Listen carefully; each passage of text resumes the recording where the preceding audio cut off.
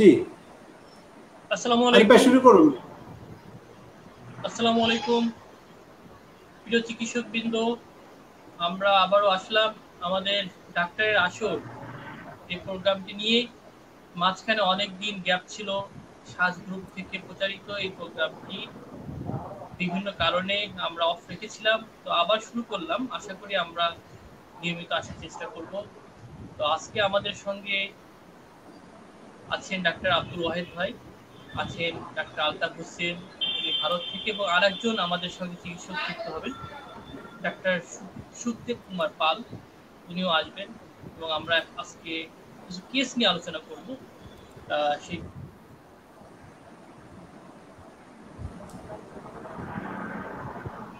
কেসগুলো নিয়ে আমরা আলোচনা করব। অলরেডি আমাদের সঙ্গে গুরুদেব হোমিও হলের ডাক্তার সুখদেব পাল অলরেডি আমাদের সঙ্গে হাজির হয়েছেন, আমাদের সঙ্গে যোগ দিয়েছেন। ডাক্তার সুখদেব পাল গুরুদেব হোমিও হলের, যিনি আপনারা অনেকে চিনেন ওনাকে। যিনি একজন ডাক্তার হাসান মির্জা, একজন খুব স্নেহধন্য শিষ্য, এবং তিনি ডাক্তার হাসান মির্জাকে ফলো করেন। তিনি এইভাবেই ডাক্তার হাসান মির্জাকে ফলো করে, ঠিক ডাক্তার হাসান মির্জা যেমনভাবে রুগী দেখতেন উনি ওইভাবে রুগী দেখেন। উনি আজকে আলোচনা করবেন এই বিষয়ে। তো আজকে আমি যে বিষয়টা নিয়ে তুলে ধরতে যাচ্ছি, আমরা কিছু কেস নিয়ে আলোচনা করব, যে কেসগুলো আমরা চেম্বারে দেখি এবং অনেক ক্রিটিক্যাল কেস, যেগুলো। হ্যালো, ওয়ালাইকুম আসসালাম। আমি একটা প্রোগ্রামে আছি, পরে কল দেন। আমি কেটে দিচ্ছি, বুঝেন না? আমি একটা প্রোগ্রামে আছি, পরে কল দেন। আরে পরে পরে কল দেন, আমি একটা প্রোগ্রামে আছি, পরে কল দেন। 2 ঘন্টা পরে কল দেন। দুঃখিত, একটা কল আসাতে আমি একটু ডিসকানেক্টেড হয়ে গেছিলাম। তো খুব আজকে আমি মনে করি যে আজকে আলোচনা খুব প্রাণবন্ত হবে। তো প্রথমেই আমি আলোচনার সূচনাতেই প্রথমে আমি সুখদেব পালের কাছে আমি যাচ্ছি। সুখদেব কুমার পাল, উনি আজকে আলোচনা করবেন ক্যান্সারের একটা কেস নিয়ে আলোচনা করবেন। তো সুখদেব পাল, আপনি সুস্বাগতম আমাদের এই ডাক্তার আসর প্রোগ্রামে। অনেকে অধীর আগ্রহে আছেন। আমরা অনেক বেশি লেট করে ফেলেছি। মূল প্রোগ্রাম শুরু হওয়ার কথা ছিল 7:30টায়, আমরা লেট করে ফেলেছি। তো আপনার পরিচয় দিন। ডাক্তার হাসান মির্জা সাহেবের সম্পর্কে দুই একটা কথা আমরা জানতে চাচ্ছি, এবং আপনার যে কেসটা আপনি উপস্থাপনা করবেন ওই কেসটা সম্পর্কে আপনি এখন আলোচনা করতে পারেন। তো সুখদেব পাল, আপনি শুরু করুন। সকলকে শুভেচ্ছা এবং আমার আদাব জানিয়ে শুরু করছি। আমি ডাক্তার সুখদেব কুমার পাল। আমার একটা বিশেষ পরিচয়, আমি স্যার ডাক্তার হাসান সাহেবের একজন ছাত্র। আমার চেম্বারের নাম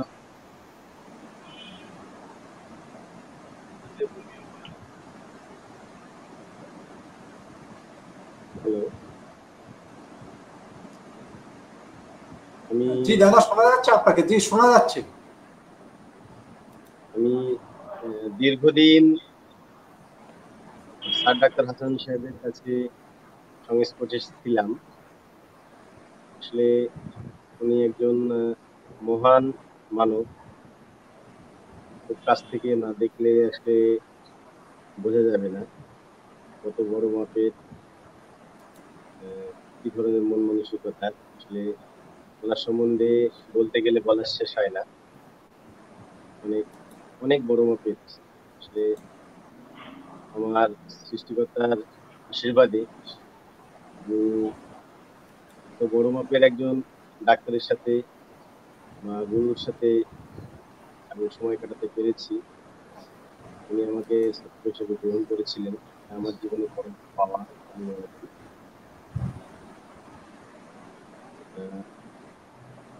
আমার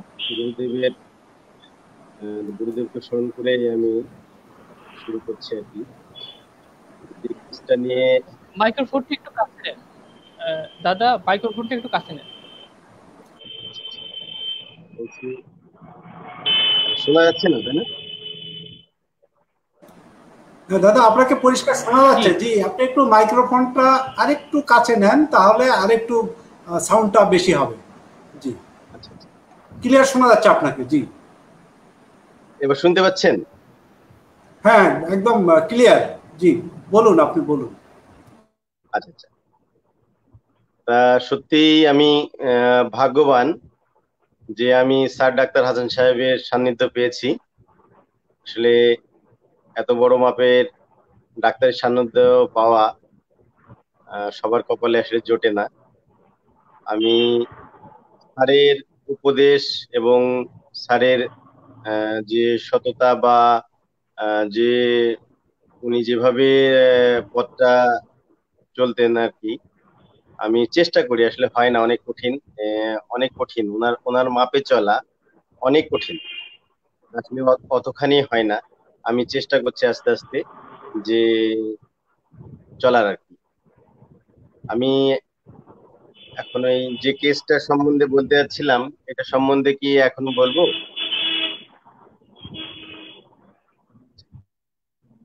আমি রুগীটার নামটা প্রকাশ করছি না, আমি ফেসবুকে অবশ্য দিয়েছিলাম ওই রুগীটার সম্বন্ধে। ওনার জরায়ুতে ক্যান্সার হয়েছিল। বাম মন্দিরের পাশে বাড়ি, আমাদের বাড়ি থেকে বেশ কিছুটা দূরে। এটা জরায়ুতে ক্যান্সার নিয়ে আসে, রাজশাহী মেডিকেল থেকে ফেরত দেওয়ার পরে। আসলে গরিব মানুষ, কেমো টেমো দিতে পারে না, আর কেমো দেওয়ার মতো সাধ্য তার ছিল না। আমারই একটা রুগী আহ, আমাকে একদিন প্রশ্ন করলেন যে রুগীটা খুবই করুণ অবস্থা, যে এমন একটা পরিস্থিতি যে ওনাকে কোনো গাড়িতে করে আমার চেম্বার পর্যন্ত আনা যাবে না। আমি বললাম যে দেখেন, যদি তার কপালে যে আমার কাছে আসতে যে মানে রাস্তার মাঝে মৃত্যু থাকে, সৃষ্টিকর্তা যদি লিখে রাখে, তাহলে আহ রাস্তার ভিতরেই তার মৃত্যু হবে। আপনি রুগীটাকে একটু কষ্ট করে নিয়ে আসুন। আহ, যাই হোক, উনি একজন প্রাইমারি স্কুলের শিক্ষিকা, যে রুগীটার কথা আমাকে আর কি বলেছিলেন। তা উনি ওই ম্যাডাম রুগীটাকে নিয়ে আসলেন একদিন ভ্যানে করে, পাখি ভ্যানে করে তার চেম্বারে নিয়ে আসলেন। যাই হোক, খুব খুব খারাপ অবস্থা, প্রচুর পরিমাণে রক্তস্রাব যাচ্ছিল। মানে রুগীটার নড়াচড়া করার মতো কোনো ক্যাপাসিটি ছিল না। আমি দেখলাম রুগীটাকে, কথাও বলতে পারছে না। আর ওর ভিতরেই মানে যতটুকু এ করছি, যেন একটা বিরক্ত বোধ রুগীটার ভিতরে, এটা প্রচন্ড পরিমাণে অনেকদিন অসুস্থ থাকার পর আসলে অনেক বিরক্ত বোধ, এবং মনে হচ্ছিল যেন রুগীটা খুব মানে প্রচন্ড রাগ, এরকম একটা ভাব তাদের চোখে মুখেই লাগছিল যে এটা রাগের ভাব। তা আমি একটু আসলে, আপনারা জানেন যে আমার স্যার স্যার ডাক্তার হাসান সাহেব পায়ের নখ, চেহারা, হাতের নখ বা সমস্ত একেবারে পায়ের নখ থেকে মাথার চুল পর্যন্ত একটা পর্যবেক্ষণ করে একটা চিকিৎসা দেয়। আমিও অতটা না হলেও স্যারের মতো চেষ্টা করেছি, করছি। আমরা মানে হয় কিছুটা হলেও হয়। তা আমরা আমাদের পর্যবেক্ষণে দেখলাম, আর কয়েকটা প্রশ্ন করলাম, যে সে একটা কথা বললো যে প্রচুর পরিমাণে ব্লাড আসছে আর কি, প্রসাবদার দিয়ে। তা সেই ক্ষেত্রে আমি রোগীটাকে ল্যাকেসিস 1M সিলেক্ট করি। দিয়ে ল্যাকেসিস 1M সিলেক্ট করি, দিয়ে 2 সপ্তাহ পরে আবার আসতে বলি। ল্যাকেসিস 1Mটা আমি পরপর 2 দিন তাকে প্রয়োগ করি আর কি, আর বাকিটা ফাইটাম দিই। তা দেখি ল্যাকেসিস 1M আর এটাতে খেয়ে মোটামুটি রোগীটা আহ, মানে ভ্যান থেকে নেমে পরের পরের বার আমার কাছে হেঁটে আসলো আর কি। একজন ধরেছিল অবশ্য, একজন ধরেছিল, সে হেঁটে হেঁটে যা আসলো। তারপর রুগীটাকে আরেকটু পর্যবেক্ষণ করি। আর যেটা সত্যি কথা, মানে আমাদের প্রচলিত যে ধারাতে আমরা সকলে, আমাদের ডাক্তার ভাই ও বন্ধুরা যে রুগী সিলেক্ট করে, আমাদের আসলে ওইভাবে হয়ে ওঠে না। মানে আমাদের সমস্ত কিছু আধা ঘন্টা 1 ঘন্টা ধরে শুনে অনেক লক্ষণ নিয়ে, অনেক সিমটম নিয়ে আমাদের আসলে হয় না। আমাদের সিস্টেমটা একটু আলাদা, যা আপনাদের সাথে হয়তো মেলে না, হয়তো দ্বিমত পোষণ করে অনেকে হয়তো, কিন্তু সৃষ্টিকর্তার ইচ্ছায় আমাদের ফর্মুলাতে অনেক অনেক মানে অসাধ্য যেটাকে বলা হয়। একটু খেয়াল করবেন আমার ফেসবুকে এগুলো পোস্ট গুলো অনেক অসাধ্যই বলা যায়, যে যেহেতু মানুষ আসলে যেগুলো বিশ্বাস করতে চায় না যে না এটা কি সম্ভব। আমি তো জানি আসলে এগুলো সম্ভব হয়েছে এবং ভিডিওতে দিই, তা সেগুলো সম্ভব হয়। তা রুগীটি যখন দ্বিতীয়বার আসলো, আহ, আসলে বোঝা যায় এই রোগীগুলো কিছু কিছু কারণ বশত জরায়ু ক্যান্সার গুলো হয়। একটু লক্ষ্য করবেন, আমি ডাক্তার ভাই বোন এবং বন্ধুদের বলছি, সাধারণত যাদের প্রচুর পরিমাণে সাদা স্রাবের সমস্যা, তারপর মিনিস্ট্রেশনের গন্ডগোল অত্যাধিক হয়, কম হয় বেশি হয়, ডেট গুলো ঠিক থাকে না, এই সকল রোগী বা অত্যাধিক জননেন্দ্রিয়ের উপরে প্রেশার আর কি, বা অপরিষ্কার অপরিচ্ছন্ন যাকে বলা হয়, এই সকল রোগীগুলোর কিন্তু সাধারণত জ্বরের ক্যান্সারে ভোগে। তা আহ, জ্বরের সব থেকে ভালো ঔষধ কিন্তু মানে বন্ধু বলা যায়, সেটা হচ্ছে সিপিয়া। তারপরে আমি ওই রোগীটাকে সিপিআই প্রয়োগ করি। তা সিপিআই প্রয়োগ করার পরে রোগীটি বলা যায় 80% উপরে সে সুস্থ হয় দ্বিতীয় ডোজে। 80% সুস্থ হয়। তারপরে আমি ওরামেড দিই রোগীটাকে। যাই হোক, রোগীটা বর্তমানে অনেকটা সুস্থ আছে, আহ, অনেক ভালো। তার শুধুমাত্র এখন সমস্যা আছে, একটু বারবার বাথরুমে যায় আর কি, মানে ল্যাট্রিনে যায় আর কি, এই আমাশা যুক্ত একটু সমস্যা আছে। এছাড়া তার জরায়ুতে পরবর্তীতে আবার পরীক্ষা করে যে জ্বরে ক্যান্সার আর আছে কিনা। তা ওখান থেকে বলে যে না, তার আর ক্যান্সারের কোনো জীবাণু নাই, আর আর শুধু আমাশার একটু সমস্যা আছে আর কি। এই হচ্ছে আর কি এই কেসটার উপরে আমি বললাম।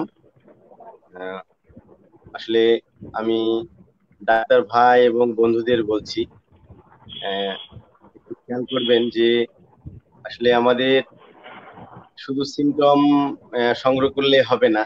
আমাদের চোখটা এবং আহ, বিশেষ করে চোখটা একটু যেটাকে বলা হয় মানে পাকাতে হবে আর কি, মানে তীক্ষ্ণ করতে হবে আর কি, যে আমরা একটা রোগীর দিকে তাকাবো, তাকিয়ে যেন আমরা বুঝতে পারি যে এই রোগীটা কোন মেডিসিনের হতে পারে, কোন মেডিসিনের হবে আর কি। এইগুলো হলে মনে হয় চিকিৎসা জগতে একটু ভালো হয়। যাই হোক, আর রোগীদের উদ্দেশ্যে আমি বলছি যে যে সকল মায়েদের বা বোনেদের, যে আমি যে সমস্যাগুলো বললাম, অত্যাধিক সাদা স্রাব, প্রতি মাসে অনিয়ম, অনেক রোগী আছে, আমি কথা বলি রোগীদের সাথে, যে অনিয়ম বলতে বোঝে না, অনেকেই বোঝে না কিন্তু এটা, যে পরিমাণে কম হওয়া, পরিমাণে বেশি হওয়া, মাসে 2-3 বার হওয়া, বা ডেটটা 2-10 দিন এগিয়ে আসা বা পিছিয়ে যাওয়া, এগুলোর যে কোনো একটাকে আমরা অনিয়ম বলি, কিন্তু ওরা বোঝে না, বলে না তো ঠিক আছে। যখন আমি আলাদা আলাদা ভাবে ওদেরকে প্রশ্ন করি যে এই সমস্যাগুলো কি হয়, তখন বলে হ্যাঁ হয়। তা এই সমস্ত আমি বিশেষ করে রুগীদের বলছি, বা ডাক্তার ভাইদেরও বলছি, যে এই সমস্ত রোগীরা যদি দীর্ঘদিন এই রোগগুলো পুষে রাখে, এখান থেকে কিন্তু একটার পর একটা সূত্রপাত। প্রথমে প্রস্রাবী ইনফেকশন, তারপর জরায়ু ইনফেকশন, জরায়ু টিউমার, ওভারি টিউমার, এবং সর্বশেষ সেই রোগীটা কিন্তু জরায়ু রূপান্তর হবে। এখান থেকে তার পরিত্রাণের কোনো সুযোগ নাই।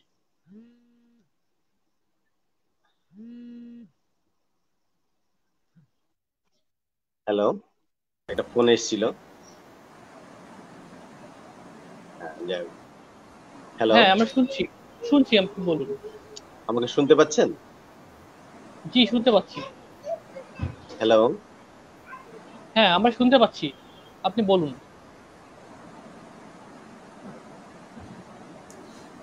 যে আরিফ ভাই, দাদা মনে হয় ইয়ে হয়ে গেছে, লিঙ্ক আউট হয়ে গেছে না, আচ্ছা, মানে ওনার ডিসকানেক্ট ফোনে হয়ে গেছে। জি, আলতাফ ভাইয়ের ডিসকানেক্ট হয়ে গেছেন। তো আপনি আপাতত একটু আলোচনা করুন, ওনারা আবার যখন আসবেন আবার ওনাদেরকে আলোচনার সুযোগ দেওয়া হবে। আচ্ছা, ঠিক আছে, ধন্যবাদ।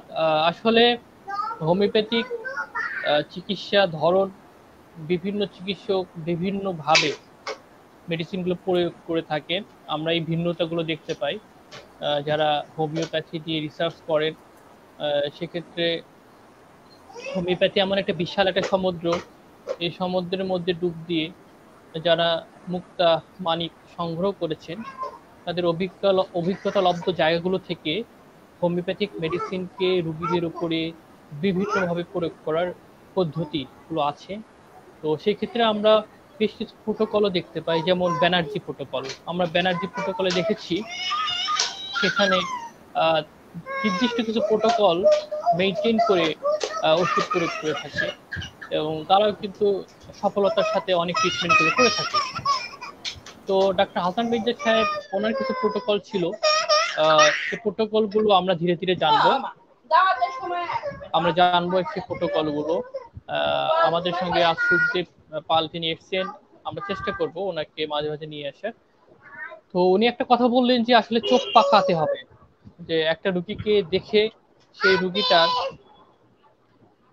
অবস্থাটা বুঝতে হবে যে আসলে এই রুগীটা কোন মেডিসিনে হতে পারে।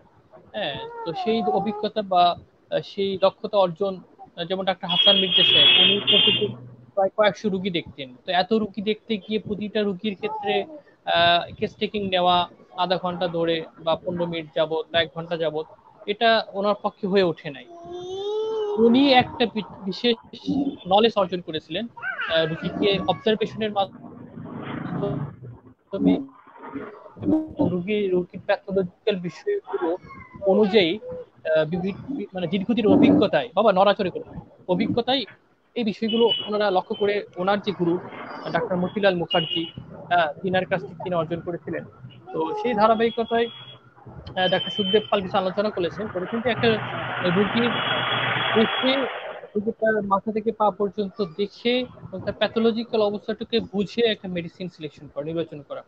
তো উনি ল্যাকেসিসের যে বিষয়টা নিয়ে আলোচনা করছেন, এখানে আমরা শুনেছি ল্যাকেসিস, আসলে ল্যাকেসিসে কিন্তু প্রচুর রক্তস্রাব থাকে জ্বর থেকে, এবং ল্যাকেসিসের রোগীরা আপনার যে কনস্টিটিউশনটা পড়েন দেখবেন যে সেখানে বলা আছে ল্যাকেসিসের কনস্টিটিউশনে পেশেন্ট খুব শীর্ণ হয়ে যায় এবং তারা ছিপছিপে দেহের হয়ে যায় এই রোগীরা, এবং তারা খুব শীতার্ত হয়ে যায়।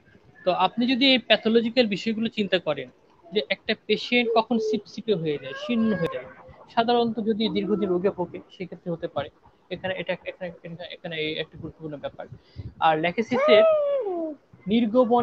নির্গমনের কথা বলা আছে যে তার বিভিন্ন অর্গান। বাবা তুমি কেন এরকম করতেছো? তুমি চুপচাপ বসো, কেন এটা ধরতেছো তুমি? চুপচাপ বসো, হ্যাঁ, ডিস্টার্ব করো না। হ্যাঁ, দুঃখিত ভাই, আচ্ছা, একটু সমস্যা ছিল।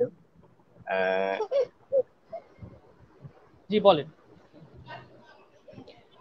তো ল্যাকেসিসের আমরা যে বিষয়গুলো জানি, ল্যাকেসিসে কালো রক্তস্রাব থাকে, দুর্গন্ধ রক্তস্রাব থাকে ল্যাকেসিসে।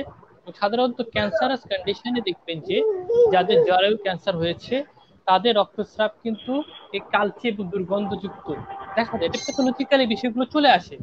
কিছু কিছু ব্যাপার স্যাপার আছে প্যাথোলজিক্যাল ওই ক্ষেত্রগুলোতে ওই মেডিসিনের লক্ষণগুলো ফুটে ওঠে।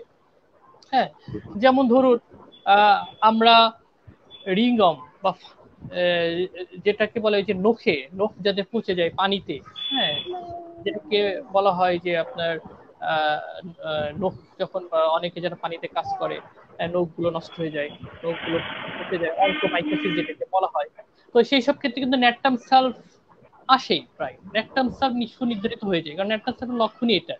ঠিক এরকম প্যাথোলজিক্যাল কিছু বিষয় আছে, কিছু ক্ষেত্র আছে যে ক্ষেত্রগুলোতে ওই মেডিসিনটার লক্ষণগুলো প্রায় দেখা যায়। তো সেই অনুযায়ী কিছু প্রোটোকল ইউজ করতেন বিজ্ঞ চিকিৎসকরা। দেখা যাচ্ছে কি বারবার এই লক্ষণগুলো আসতেছে, বারবার লক্ষণগুলো আসতেছে, এবং সেই অনুযায়ী মেডিসিনগুলো কাজ করে। কারণ হোমিওপ্যাথি কিন্তু সিমিলারিটি নট সেম, সেক্ষেত্রে সিমিলারিটি কখনো 80% হয়, কখনো 70% হয়, 60% হয়। তো এই বিষয়গুলো আমাদের মাথায় রাখতে হবে।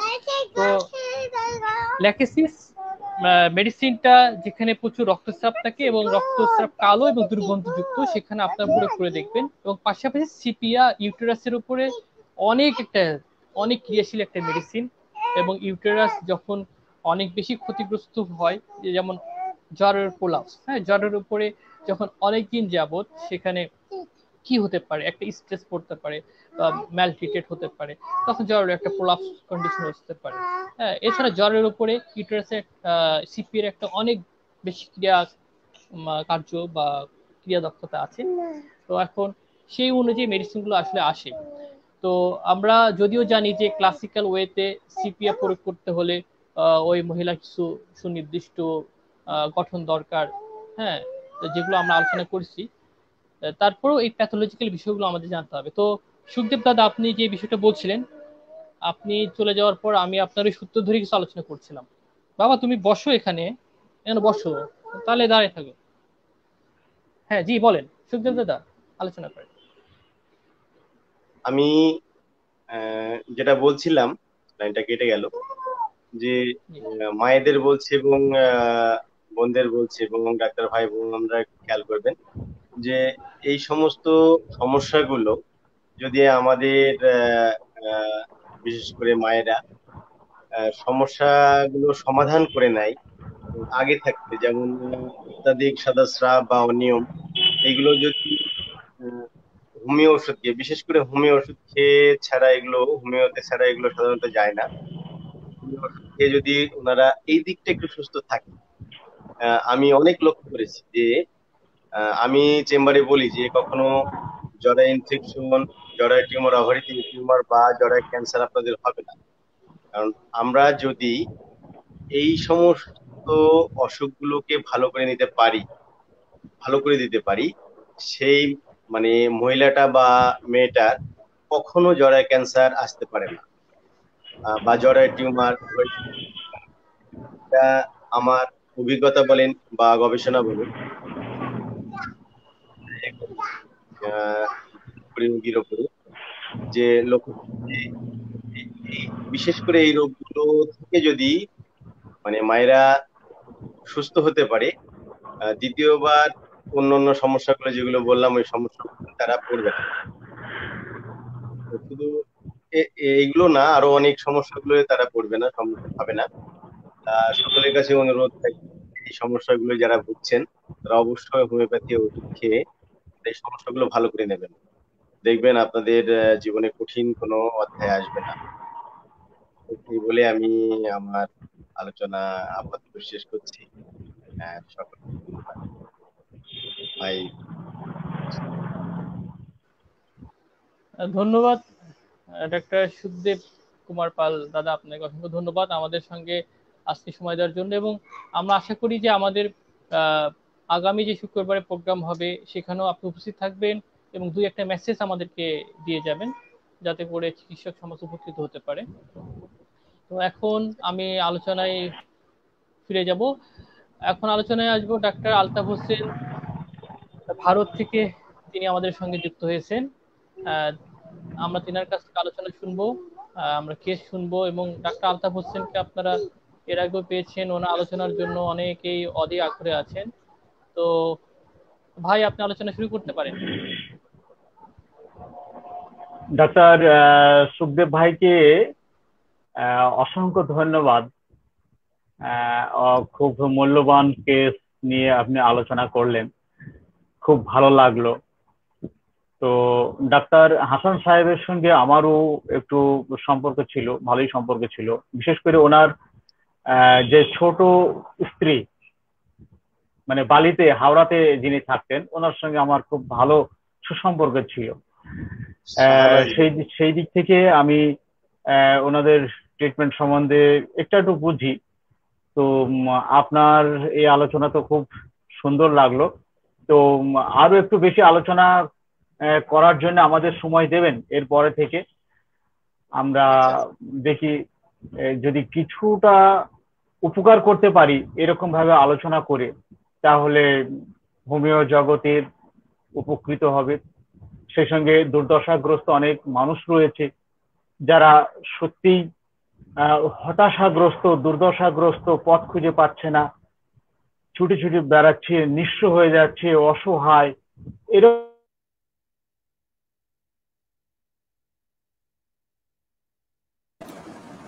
জি আরিফ ভাই, আলতাফ ভাই ডিসকানেক্ট হয়ে গেছেন। তো আপনি, হ্যাঁ আবার চলে আসছেন, আমি অ্যাড করে দিচ্ছি। হুম, যে আলতাফ ভাই বলুন। একটু উপকার করতে পারি তাহলে খুব ভালো হবে। তো যাই হোক, আজকেই মনে হয় এই এরকম এই লুকোচুরির শেষ দিন হয়তো। তবে আলোচনাটা অনেক দিন বন্ধ ছিল এবং আমার নেটওয়ার্কের সমস্যার সমাধান হওয়ার মুখে, সমাধান হয়ে যাওয়ারও কথা, কিন্তু দুর্ভাগ্যক্রমে আজকে বহুক্ষণ চেষ্টা করার পরেও আমার নেটওয়ার্কের সমস্যার সমাধান ওরা মানে মিস্ত্রিরা করতে পারেননি, যার জন্য আমাকে আজকে ক্লিনিকে বসেই আলোচনা করতে হচ্ছে। একটু অসুবিধার মধ্যে দিয়েও আগামী দিন থেকে এরকম সমস্যা আর আসবে না। আমার সমস্যা মিটে গেছে, এরকম একটা বিশ্বাসের উপর ভিত্তি করে আলোচনাটা আবার নতুন করে শুরু করা হলো। তো যাই হোক, আগামী দিন থেকে আর এই সমস্যা থাকবে না, আমার নেটওয়ার্কের সমস্যা মিটে গেছে। তো আজকে যেহেতু কেস নিয়ে আলোচনা হবে, তাই আজকে আমি একটা অ্যাকুইট কেস দিয়ে শুরু করছি। আমার কাছে একটা 19 বছরের ছেলের জ্বরের ওষুধের জন্য তার বাবা এসেছিল ওষুধ নিতে। তোর বাবা এসে বলছে যে ছেলের জ্বর এসেছে, হালকা হালকা জ্বর, খুব বেশি নাই, অল্প অল্প জ্বর এসছে, সঙ্গে গলায় ব্যথা, এই হচ্ছে সমস্যা। তো আপনি ওষুধ দেন। আজকাল তো নানান দিকে নানান রকমের নানান গুজব তো শুনছেন, কোথায় কি হয়ে যায়, এই জন্য আমি চলে এলাম। তো আমি বললাম, তো আপনার ছেলেকে আনলেন না কেন? বলছে সে এলো না, সে বাড়িতে আছে, এলো না। ওষুধের কথা সে বলেনি, তার মাকে 2-3 বার বলল যে মা গলায় ব্যথা হচ্ছে, মা গলায় ব্যথা হচ্ছে। তার মানে একটু গরম জল করে দিতে বলছিল, যে একটু গরম স্যাক করে যদি একটু আরাম লাগে, এই, এছাড়া আর কিছু নয়। তো আমি তাড়াহুড়ো করে চলে এলাম, বলা যায় না যদি জ্বরটা অন্য কিছু হয়ে যায়, এই ভয়ে আমি চলে এলাম। সে আসতে চাইলো না। তো আমি জিজ্ঞাসা করলাম তো সে কি করছে। মোবাইল নিয়ে ওই নেটে ঘাটাঘাটি, গান শুনছে, মোবাইল নিয়ে সব গেম খেলছে, কি সব করছে বাড়িতে বসে। আর ছোট ভাইটার সঙ্গে সব সময় তো খুনসুটি লেগেই থাকে, ইয়ারকি আড্ডা, তামাশা, হাসাহাসি, সেইগুলোই করছে। আচ্ছা আচ্ছা। তো আমি জিজ্ঞাসা করলাম যে জ্বরটা কেন এলো, কিভাবে এলো, কিছু বলতে পারেন? বলছি কি, ও ফুটবল খেলা করেছিল, ফুটবল খেলা করতে গিয়ে প্রচন্ড ঘেমে গিয়েছিল, ঘেমে যাওয়ার পরে ও বাড়িতে এসেই ঘাম অবস্থাতে ঠান্ডা জল খেয়েছে, তারপরে পাখার তলায় বসেছে, ঘামটা কিছুটা শুকিয়ে যাওয়া মুহূর্তে আবার ঠান্ডা জলে স্নান করেছে। এইসব করার পরেই ওর ওই আধ ঘন্টা, 1.5 ঘন্টা এইরকমের পর থেকে ওর গলায় ব্যথা ব্যথা ভাব শুরু হয়ে গেছে, আর হালকা শীত ভাব। জ্বর তেমন বেশি নেই, খুব সামান্য জ্বর আছে। তো আমি একটা কথা জিজ্ঞাসা করলাম, মেজাজ কেমন আছে? বললো স্বাভাবিক, ওর কোনো সমস্যা নেই। আমি ভয় পেয়ে ছুটে এলাম। তো আমি একটু মস্করা করে বললাম যে আপনার ছেলের জ্বর এসছে, সমস্যাটা কার? বললো সমস্যাটা আমার, ছেলের নয়। ঠিক আছে। আমি ওকে ওষুধ দিয়ে পাঠিয়ে দিলাম। পরের দিন সকালে আমাকে ফোনে খোঁজ দিল, গলার ব্যথা কিছুটা কমেছে, অনেকটাই কমেছে গলার ব্যথা, কিন্তু জ্বরের টেম্পারেচারটা একটু বেড়েছে। আমরা মেপেছি 101। আচ্ছা আচ্ছা, গলার ব্যথাটা কমেছে, কিন্তু জ্বরের তাপমাত্রা 101। বেশ, আর কি সমস্যা আছে? বললো আর তেমন কোনো সমস্যা নেই। তো আমি বললাম যে ঠিক আছে, আপনার ছেলেকে ফোনটা দেন, তার সঙ্গে কথা হলো, বলো কি সমস্যা হচ্ছে। বললো আমার তো তেমন কোনো সমস্যা হচ্ছে না, গলার ব্যথাটা কালকের থেকে আজকে অনেকটা কমে গেছে, মাথায় একটু যন্ত্রণা করছে, বসে থেকে উঠলেই দপ দপ দপ দপ দপ দপ দপ দপ করে যন্ত্রণা হচ্ছে, কিন্তু চুপচাপ শুয়ে থাকলে বসে থাকলে কোনো সমস্যা নেই। আচ্ছা আচ্ছা, তো তোমার এটা নিয়ে মন মেজাজ কেমন আছে? না, মন মেজাজ আমার তেমন কিছু না, ও স্বাভাবিক, কোনো অসুবিধা নেই। আচ্ছা আচ্ছা, তো তুমি কিভাবে সময় কাটাচ্ছ, কি করছো এখন? বললো কি আর করব, ওই সারাদিন মোবাইল নিয়ে গেম খেলছি, ফেসবুকে বন্ধুদের সঙ্গে চ্যাট করছি, একটু পড়াশোনাও করছি এর মাঝে মাঝে, এই এছাড়া আর কিছু নয়। ও আচ্ছা আচ্ছা, তো এটা নিয়ে কোনো টেনশন কোনো কিছু? বল না না না, ওসব কিছু নেই, আমার ওসব টেনশন টেনশন কিছু নেই। ও আচ্ছা আচ্ছা, তো জ্বরে শীত করছে না গরম লাগছে? ফাঁকা বাতাসে মুক্ত বাতাসে থাকলে আমার খুব আরাম হচ্ছে, কিন্তু পাখাটা যদি একটু স্পিডে চালানো হয় তখন খুব শীত লাগছে, ওটা আমার ভালো লাগছে না। পিপাসা কেমন আছে? পিপাসা নেই। যখনই বলেছি পিপাসা নেই, তো মুখ শুকনো আছে না রস আছে? বললো না, মুখে রস আছে। আচ্ছা আচ্ছা, আর কিছু? বলো না, আর কোনো সমস্যা নেই। ঘাম কেমন হচ্ছে? ঘাম হয়নি। বেশ, ঘাম হয়নি। আর কোনো কষ্ট? না, কোনো কষ্ট নেই। ঠিক আছে, আমি একই মেডিসিনেই থাকলাম। তারপরের দিন মানে সারা দিন গেল, রাত্রের দিকে আবার আমাকে ওর বাবা ফোন করে জানাচ্ছে যে টেম্পারেচার একটু কমেছে, 100.1। তো আপনার ওষুধ খাওয়ার পর থেকে বিকাল থেকে এই এখন অবধি মানে রাত, তখন রাত রাত পর্যন্ত 100.1, ওইখান থেকে টেম্পারেচার বাড়েওনি কমেওনি, একই আছে। অসুবিধা যা ছিল তাই, কোনো পরিবর্তন নেই। আচ্ছা আচ্ছা, কোনো কষ্ট না, কিচ্ছু নাই। পরের দিন আবার এলো। এবার আমি বললাম যে আপনার ছেলেকে নিয়ে আসুন সঙ্গে করে। নিয়ে আসলো, দেখলাম হ্যাঁ ফোনে আমাকে যা যা বলেছে তাই, কোনো সমস্যা নেই, ঘাম নেই, পিপাসা নেই, গলার ব্যথা আর নেই, জিভে রস আছে কিন্তু পিপাসা নেই, জোরে পাখা চালাতে দিচ্ছে না, অথচ ঠান্ডা বাতাস মানে মুক্ত বাতাস তার ভালো লাগছে। সারাদিন সে মোবাইল নিয়ে গেম খেলছে, ফেসবুক চালাচ্ছে, এই বিভিন্ন কিছু সব করছে। ছোট ভাইয়ের সঙ্গে প্রায় সবসময় ইয়ার্কি আড্ডা তামাশা এসব করেই থাকে, সেগুলো করছে। চেহারাতে কোনো চাপ নেই, চেহারাতে কোনো চাপ নেই। আচ্ছা আচ্ছা, তো বেশ, আমি এই দেখে মেডিসিন চেঞ্জ করলাম না, শুধুমাত্র পোটেন্সিটা হাই করলাম। হাই করার পরে ওকে বলে দেওয়া হলো আমাকে সন্ধ্যার দিকে খোঁজটা দাও। সন্ধ্যাবেলায় যখন খোঁজ দিল, জ্বর নেই, নর্মাল হয়ে গেছে।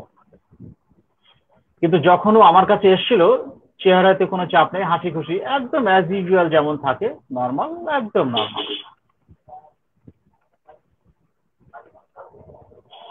কিছু মনে হচ্ছে মেডিসিনটা কি ছিল? আমাদের দর্শক বন্ধুদের কাছ থেকে কোনো রেসপন্স যদি পাই এই কেসের নেপথ্যে।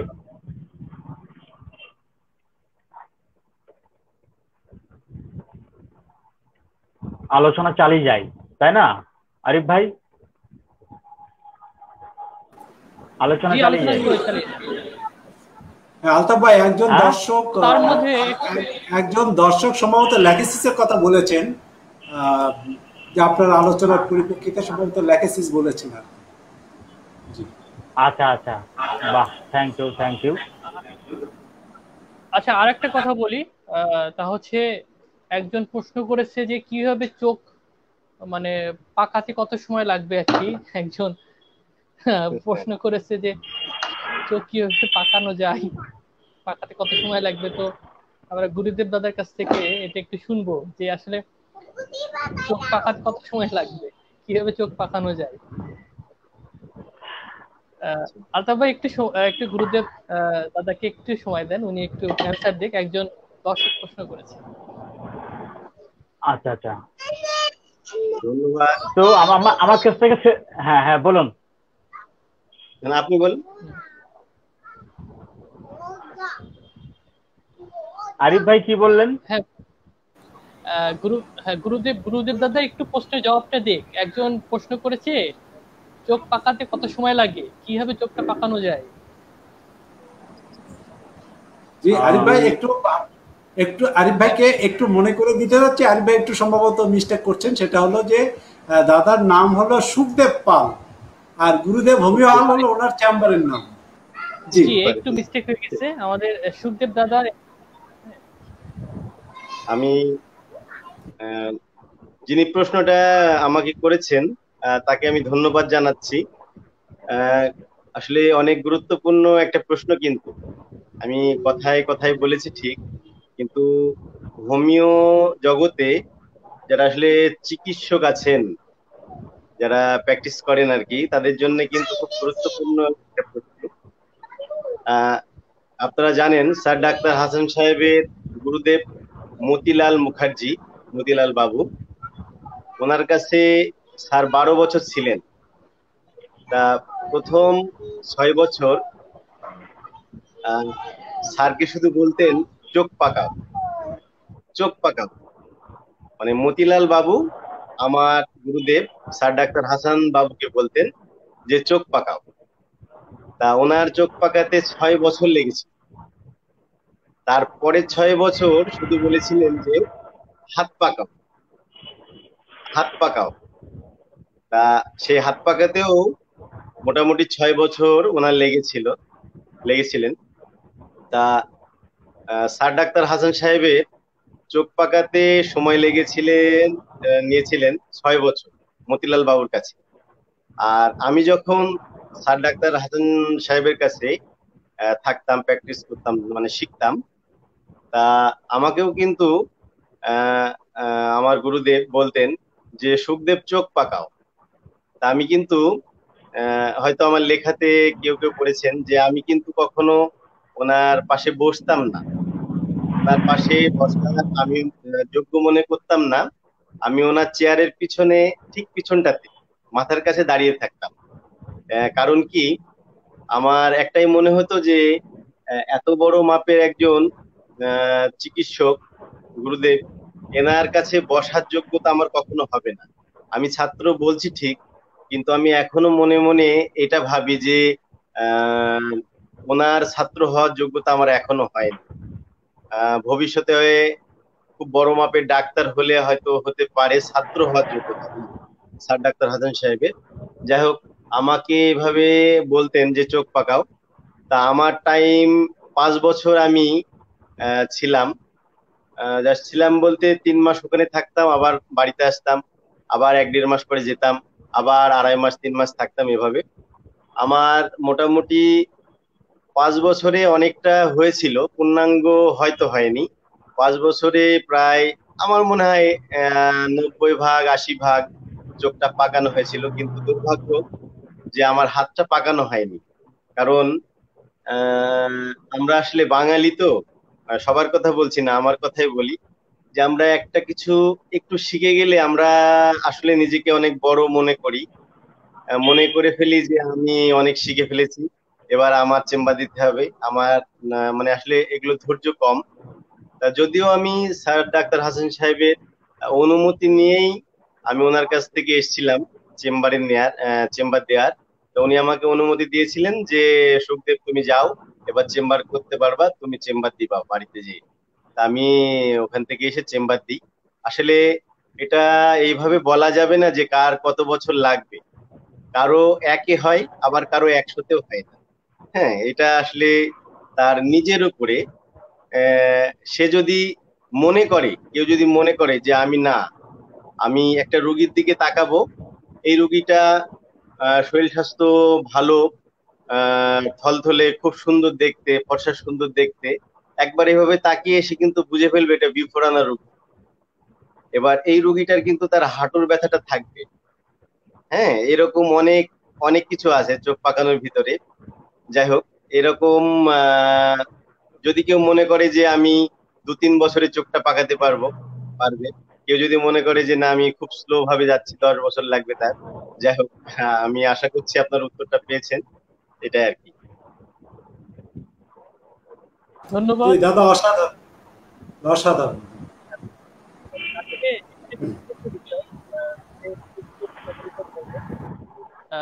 ডাক্তার হাসান সাহেব তিনি মতিলাল মুখার্জির কাছে হাতে কলমে শিক্ষা করছেন। গুরুর কাছে, একজন অভিজ্ঞ গুরুর কাছে হাতে কলমে হোমিওপ্যাথি শিক্ষা করেছেন, তারপর 6 বছর লেগেছে চোখ পাকাতে। তো চোখ পাকাতে। একজন চিকিৎসক, হ্যাঁ একজন চিকিৎসক, তিনি একজন গুরুর কাছে হাতে কলমে শিক্ষা করছেন, মেডিসিন গুলো দিয়েছে, তিনি দেখেছেন মেডিসিন গুলোর ক্রিয়াটা কি আসে, কেন দিয়েছেন, এই সমস্ত বিষয়গুলো তিনি দেখছেন, তারপরে গিয়ে আবার লেখাপড়া করছেন। সেখানে আপনি চিন্তা করুন, যে ব্যক্তি শুধুমাত্র নিজে নিজে, ধরুন আমার হয়তো কোনো গুরু নাই বা আপনার কোনো গুরু নাই, আপনি নিজে নিজে চেম্বারে প্র্যাকটিস করতেছেন, যারা নবশিক্ষার্থী তাদের উদ্দেশ্যে বলছি, সেক্ষেত্রে আপনি শুধু নিজে নিজে প্র্যাকটিস করে নিজে নিজে অভিজ্ঞতা অর্জন করতে সেটা পাকাতে কত বছর লাগতে পারে সেটা আপনি একটু হিসাব করে দেখুন।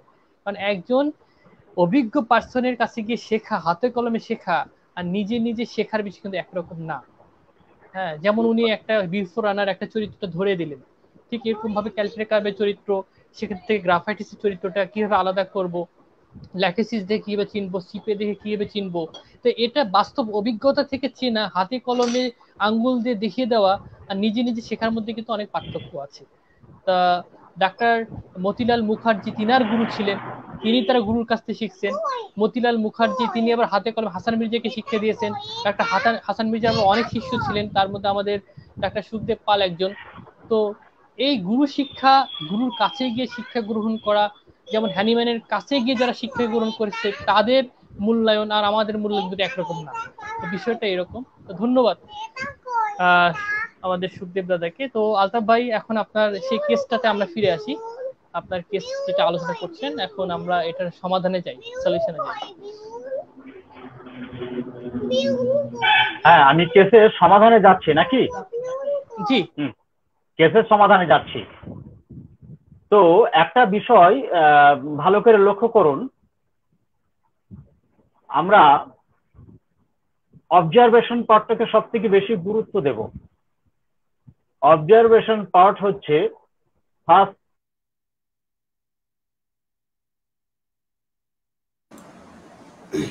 আরিফ ভাই, আলতাফ ভাই একটু ডিসকানেক্ট হয়ে গেছেন, তো আপনি চালিয়ে।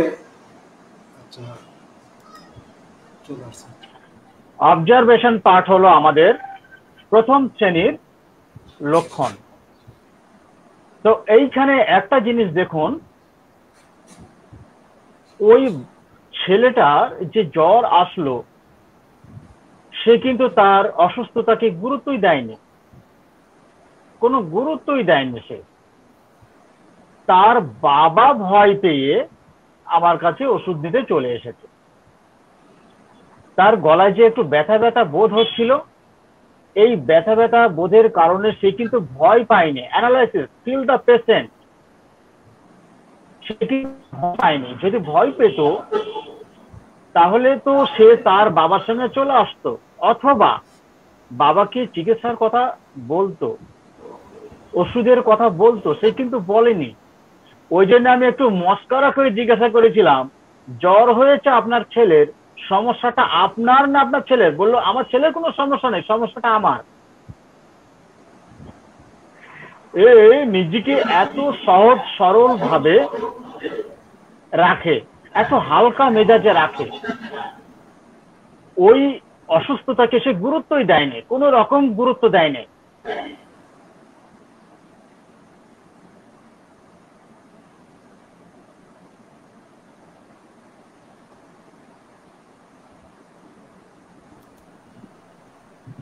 কিন্তু ল্যাকের শীর্ষে রুগী যদি অসুস্থ হয়, সে সঙ্গে সঙ্গে সাবধানতা অবলম্বন করে এবং ল্যামেন্টিং করবে। ল্যামেন্টিং, অসুস্থতার কথা বারবার সে কষ্টের সঙ্গে দুঃখের সঙ্গে বারবার বলবে অসুস্থতার কথা। এবং অসুস্থতা হওয়ার সঙ্গে সঙ্গে সে সাধারণত সাবধানতা অবলম্বন করে। এ কিছুই করলো না, তাহলে গরম জল চাইলো কেন? তার কষ্ট হচ্ছিল, অসুবিধা হচ্ছিল, স্বাভাবিকভাবে জীবনযাপন করতে তার কষ্ট হচ্ছিল, ওই জায়গাটা থেকে সে মুক্তি পেতে চাচ্ছিল। ফ্রিভোলাস, লাইট ডিজায়ার,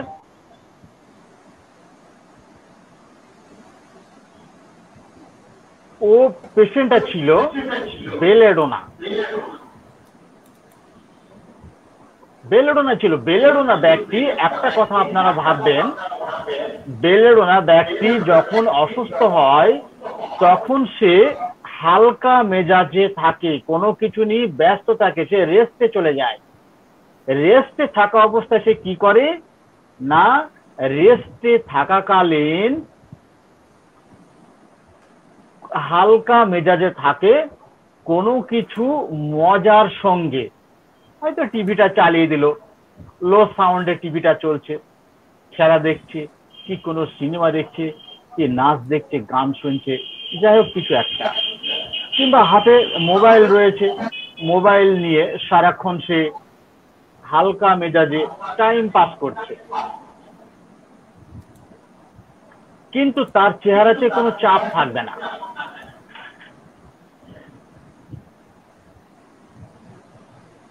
ল্যাকেসিস হলে অ্যাংজাইটি হবে, ল্যামেন্টিং করবে, সাবধানতা অবলম্বন করবে।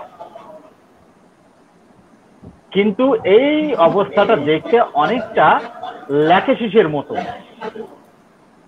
অনেকটাই। এখানে অবজারভেশনে এবং তার অ্যাক্টিভিটি, এই দুটো জায়গা থেকে মেলালে দেখা যাবে যে ল্যাকেসিসের সঙ্গে মিলছে না। এবং ব্যাক হিস্ট্রিতে যদি ওর নেচারের খোঁজ খবর নিই আমরা, তাতেও দেখা যাবে যে সে হিংসুক ব্যক্তি নয়। ল্যাকেসিস তো প্রচন্ড জিলাসি, প্রচন্ড জিলাসি তার। ল্যাকেসিস ব্যক্তি যখনই, সাধারণত পুরাতন কেসে, ক্রনিক কেসে, ল্যাকেসিস ব্যক্তি ওষুধ নিতে আসলে নিজের কষ্টের কথা যদি 2 লাইন বলে তো অন্যের বিরুদ্ধে অভিযোগ করবে 10 লাইন। এইগুলো করে কেন? জেলাসির জন্য, হিংসার জন্য করে। কিন্তু বেলেডোনা কাউরির বিরুদ্ধে কোনো অভিযোগ করবে না, অ্যাকচুয়ালি সে তার সমস্যাকে গুরুত্বই দেয় না। যখন তার স্বাভাবিক জীবন যাপনে বিঘ্ন ঘটে তখন সে ওই পরিস্থিতি থেকে বার হয়ে আসতে চায় খুব দ্রুত। কেন না, স্বাভাবিক জীবন যাপনে বাধা প্রাপ্ত হলে তার ভালো লাগে না, তার সহ্য হয় না, সে স্বাধীনভাবে ফ্রি ভাবে থাকতে চায়। এই ফ্রি ভাবে থাকতে চাওয়ার কারণে তার মাকে 2-3 বার বলেছে গলায় ব্যথা হচ্ছে, যাতে একটু গরম জল করে দেয়, লবণ দিয়ে গার্গেল করবে, ব্যথাটা যেন তাড়াতাড়ি চলে যায়। কিন্তু চেহারাতে কোনো চাপ নেই, কোনো অভিযোগ নেই, ওষুধ প্রয়োজন এ বোধটা তার মধ্যে নেই। সে দিব্যি হালকা মেজাজে মোবাইল তার ভাইয়ের সঙ্গে ইয়ার্কি আড্ডাতে মস্তিতে রয়েছে। তো এও ছিল বেলেডোনা। এখন বিষয়টা হলো, মুক্ত বাতাস পছন্দ করছে, পিপাসা নেই, মেজাজ শান্ত রয়েছে।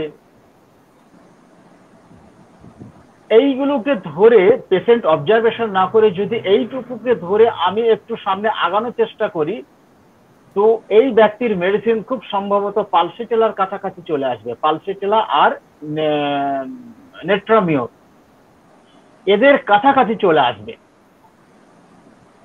একদম কাছাকাছি চলে আসবে। কিন্তু ডিফারেন্স হচ্ছে এই জায়গাটা, পালসিটেলা অসুস্থ অবস্থায় যাদের কাছে থেকে সে ভালোবাসা পেতে চায় তাকে আঁকড়ে ধরে থাকবে, সবসময় কাছে চাইবে, সবসময় কাছে চাইবে,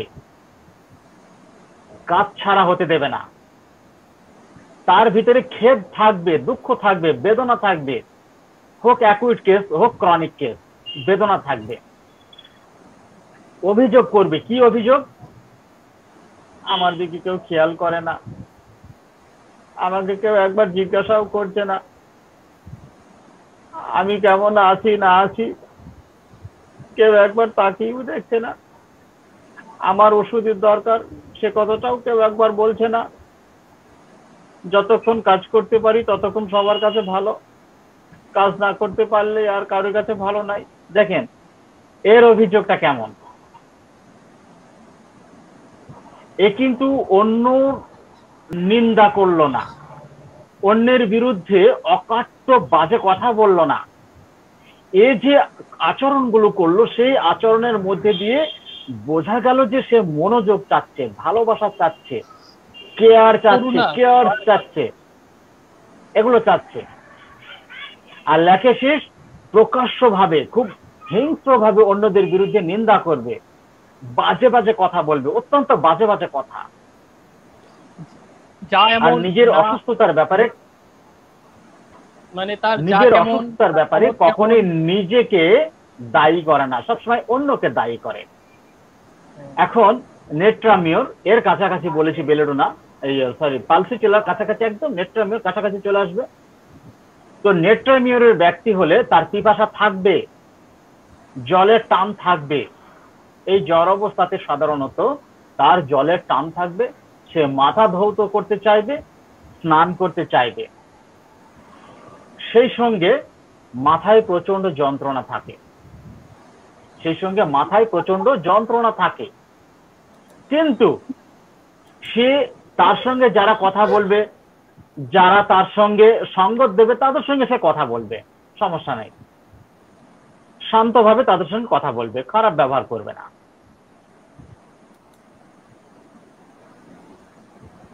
এই গেল আমার প্রথম কেসের অ্যানালাইসিস, প্রথম কেস। এবার আমি একটা খুব জটিল কেসের একটা কথা বলছি, অত্যন্ত জটিল, প্রচন্ড জটিল কেসটা। একজন 52 বছর বয়সী এক সুন্দরী মহিলা আমার কাছে এসেছিল প্যারালাইসিসের সমস্যা নিয়ে। তার প্যারালাইসিস হয়েছিল ডান দিকের হেমিপ্লেজিয়া। এই সমস্যা নিয়ে সে অনেক চিকিৎসা করেছে, সঙ্গে ছিল প্রচন্ড চুলকানি। আমার কাছে যখন এসেছিলেন তখন প্রায় 3 বছর পর, 3 বছর এদিক ওদিক সেদিক চিকিৎসা করে 3 বছর পর আমার কাছে যখন এসেছিলেন তখন তার গায়ে ছিল প্রচন্ড চুলকানি প্লাস হেমিপ্লেজিয়া। তো হাত পা গুলো সব বাঁকিয়ে ফেলেছে। এতদিন সে ভেলোরে ট্রিটমেন্ট করিয়েছে, কলকাতাতে যে নিউরো হসপিটাল রয়েছে সেখানেও ট্রিটমেন্ট করিয়েছে, এবং আমাদের লোকাল যে সদর শহর সেখানেও যে বড় বড় ডাক্তারগুলো রয়েছে সেখানেও চিকিৎসা করিয়েছে। উনি ছিলেন একজন প্রাইমারি স্কুলের টিচার, বয়স 52 বছর। আমার কাছে যখন আসলেন তখন সঙ্গে আরো কিছু সমস্যা নিয়ে আসলেন। এই প্যারালাইসিস তো রয়েছেই, প্যারালাইসিসের সঙ্গে সারা গায়ে চুলকানি, স্ক্যাবিস, প্রচন্ড কষ্ট, সেই সঙ্গে ছিল ঘুমের মধ্যে রাত্রিবেলাতে হঠাৎ হঠাৎ করে ওর দম বন্ধ হয়ে যেত, হঠাৎ করে দম বন্ধ হয়ে গেল। এই হঠাৎ করে দম বন্ধ হয়ে যাবার সঙ্গে সঙ্গে সে তাড়াহুড়ো করে ঘুম থেকে জেগে উঠত, এবং ঘুম থেকে জেগে ওঠার পরেই ও দ্রুত জানালা দরজাগুলোকে খুলে দিত এবং বাইরে বার হয়ে আসতো। ও মনে করতো যে এই দম বন্ধ হয়ে আমি এখনই মারা যাব, আমি এক্ষুনি মারা যাব, এবং হাউ মাউ করে কান্নাকাটি শুরু করে দিত। বাড়ির লোকজন সেই রাত্রিবেলাতে সবাই উঠে তাকে অনেক সান্ত্বনা দেওয়ার চেষ্টা করত, বোঝানোর চেষ্টা করত, সে কখনো বুঝতে চাইতো না। তার একটাই কথা যে আমি আর বাঁচবো না, আমি এক্ষুনি মরে যাব। আর তাকে কোনোভাবেই ঘরের ভিতরে ঢোকানো যেত না, কোনোভাবেই ঘরের ভিতরে ঢোকানো যেত না। আর অস্থিরতার সঙ্গে পায়চারি করত, ভীষণ ভাবে অস্থিরতার সঙ্গে সে পায়চারি করত, প্রচন্ড কষ্টের মধ্যে ছিল। এই রকম অবস্থা সারা রাতে 3 বার 4 বার করে হতো প্রত্যেকটা দিন। এই কষ্ট তার কাছে এক দুর্বিষহ যন্ত্রণা, মর্ম বেদনাদায়ক পরিস্থিতিতে পরিণত হয়েছিল। খুবই কষ্টকর একটা অবস্থা। তা সে আমার কাছে যখন এসেছিল, আসার পরে আমার সামনে চেয়ারে বসলেন, বসে আমাকে বললেন, ডাক্তারবাবু, আপনার অনেক নাম শুনেছি, আপনার নাম শুনে আমরা এলাম, কিন্তু নাম তো সবারই শুনে শুনে সবার কাছেই গিয়েছিলাম। কথাটা একটু তোতলা তোতলা ভাবে বলছিল, খুব পরিষ্কার ভাবে বলতে পারছিল না। সবারই নাম শুনে কত জায়গায় গেলাম, ভেলুরও দুবার গিয়েছি, 3 বছর বহু চিকিৎসা করলাম, বহু ওষুধ খেলাম, আর ভালো লাগানো ওষুধ খেতে, কিন্তু কিছুই তো হলো না। ফিজিওথেরাপি করলাম, অনেক কিছু। তো ডাক্তাররা তো সবাই বলে হ্যাঁ ভালো হবে ভালো হবে, প্রথম একটু ভালো ওষুধ দেয়, তারপরে রুগীকে হাতে ধরে রাখে, আর ভালো ওষুধ দেয় না। এই ভাব করে করে ডাক্তাররা রুগীদের নিয়ে ছেলে খেলামো করে, ব্যবসা করে, এইরকম বলছে। আমি শুধু শুনছি। আমি বলুন, আর আমি দেখছি ওর ভিতরে যত খেদ আছে ও সব বলুন স্বতঃস্ফূর্ত ভাবে। আচ্ছা আচ্ছা, তারপর তা আমাকে বলছে, আপনি বলুন আমার এটা সারবে কিনা। তো আমি বললাম যে সারবে, সেরে যাবে। আমি আমার যথাযথ সাধ্যমতো চেষ্টা করব।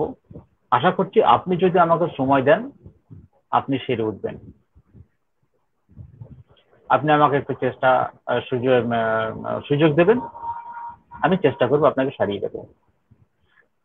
তো তারপর বলছেন, হ্যাঁ, আমি জিজ্ঞাসা করলাম, চাচা তাহলে আপনার সব থেকে বড় কষ্ট এখন কোনটা হচ্ছে? এই যে চুলকানি, সারা গায়ে চুলকানি ভর্তি হয়ে গেছে, এই সারা গায়ে চুলকানি আর শ্বাসকষ্ট। হঠাৎ হঠাৎ রাত্রিবেলাতে যখন আমার দম বন্ধ হয়ে যায়, মনে হয় যেন আমি আর শ্বাস নিতে পারবো না, আমি এখনই মারা যাব। কি কষ্ট! দিয়ে হাও হাও করে কেঁদে ফেললেন, সারা চোখ দিয়ে জল গড়িয়ে আসছে। ওর মেয়ে স্বামী এসছে, তারাও বলছে যে হ্যাঁ ডাক্তারবাবু, সারা রাতে 3বার 4বার এরকমের হয়, আমরাও খুব অসুস্থ হয়ে পড়ছি ওনাকে নিয়ে, আর বুঝিয়ে তো পারি না, যতই সান্ত্বনা দিই না কেন উনি থামবে না। সারাক্ষণ সে বাচ্চাদের মতো হাউ হাউ হাউ হাউ করে কাঁদবে, আর ঘরের ভিতরে টেনে নিয়ে যাওয়া যায় না, কখনোই নিয়ে যাওয়া যায় না। উনি এমনি জানালার কাছে শোন, জানালার কাছে ওই জানালাটা খুলে দেবেন, দরজা দিতে দেন না, দরজা খুলে রাখেন, এই জন্য আমরা দোতলায় শুই, সিঁড়িতে লক করি, হ্যাঁ, দরজা দিয়ে সিঁড়িতেও লক করি যাতে উপরে কেউ না উঠতে পারে, সব এনার জন্য করা হয়েছে। এবং জ্যোৎস্না রাত হলে ওনাকে ওই জানালা দিয়ে চাঁদটাকে দেখতেই হবে, চাঁদ যদি দেখতে না পান তো কাঁদতে শুরু করে দেবে, যতক্ষণ চাঁদ না দেখতে পাবেন।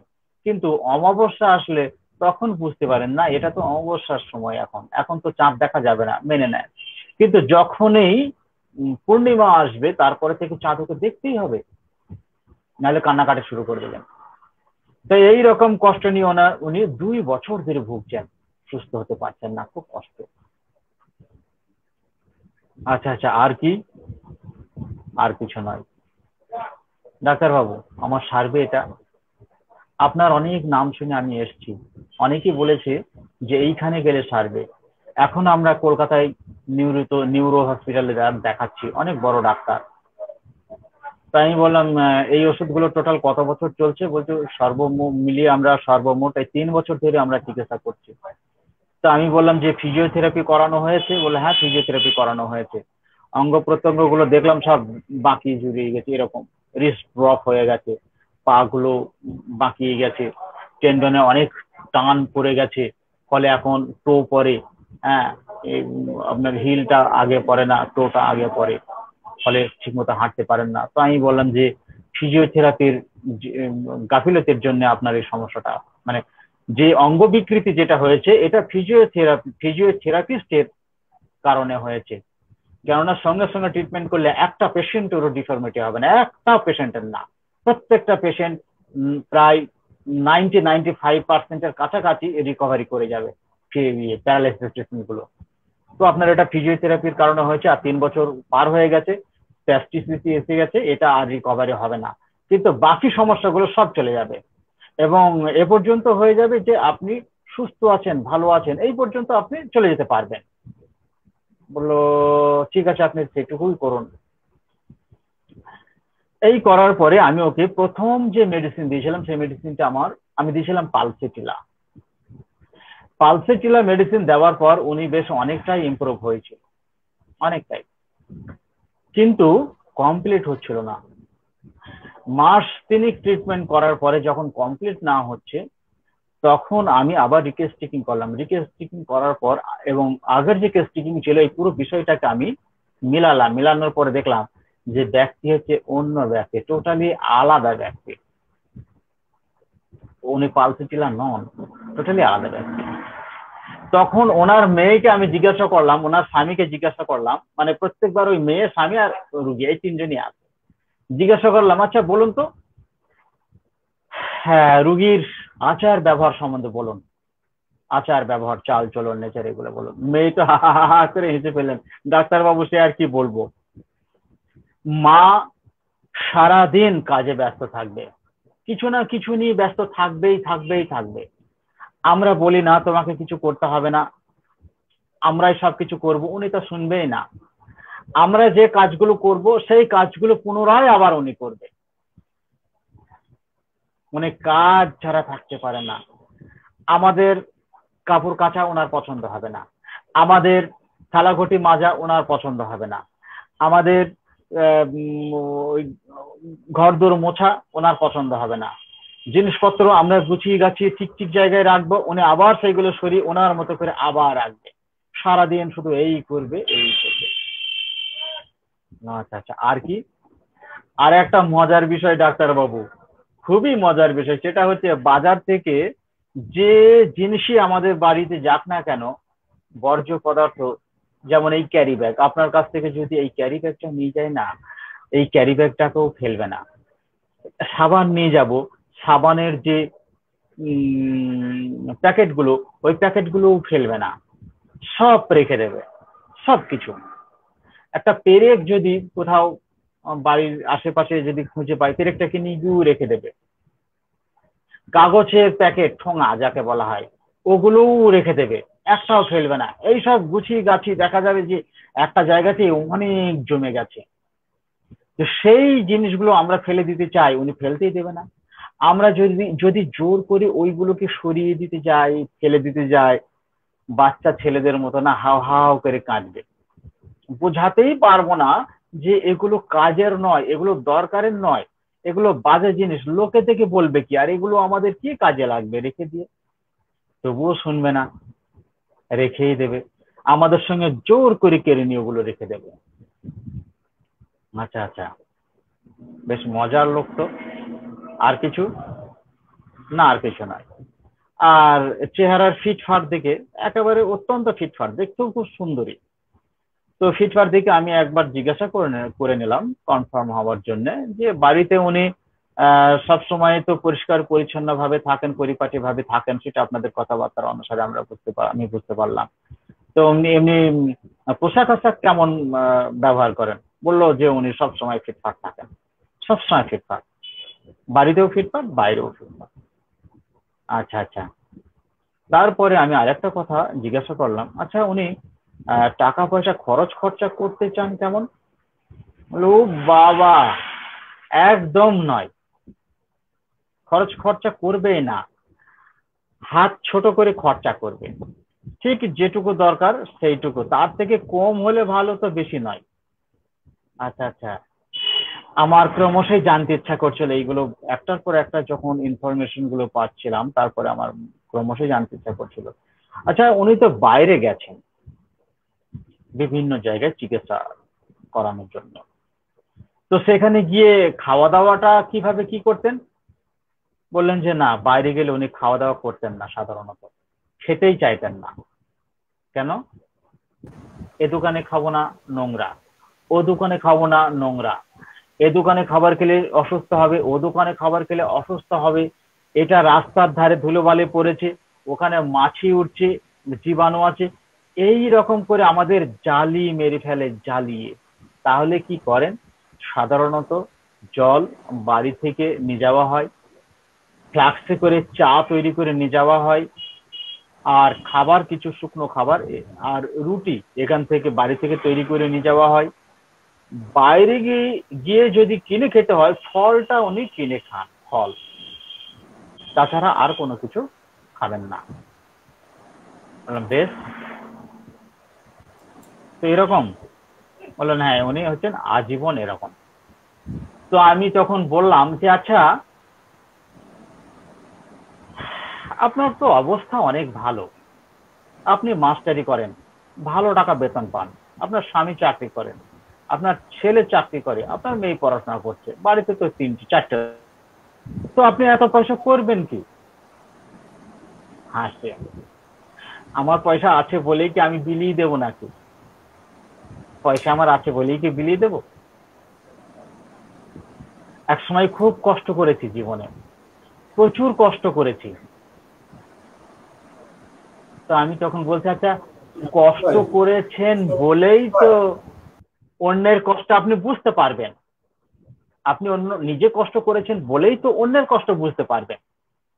তাহলে আপনি ছোটবেলায় যেমন কষ্ট করে মানুষ হয়েছেন, অনেক মানুষ আছে এরকম কষ্ট করেই তারা দিন যাপন করছে, তো তাদেরকে কিছু পয়সা দান করা যায় না? বললো না, সব মানুষই ইচ্ছে করলে ইনকাম করতে পারে, তারা করে না কেন? তা আমি দেখি এ তো পেশেন্ট, এর সঙ্গে তো আমি তর্ক করতে চাচ্ছি না, আমি জাস্ট ওনাকে বোঝার জন্য এইগুলো বললাম। আল্লাহ বেশ, ঠিক আছে, বেশ, খুব ভালো, আপনিও ভালো মানুষ, নিশ্চয় আপনিও খুব ভালো মানুষ। আচ্ছা আচ্ছা, তো টাকা পয়সার হিসাবগুলো সাধারণত কে রাখে?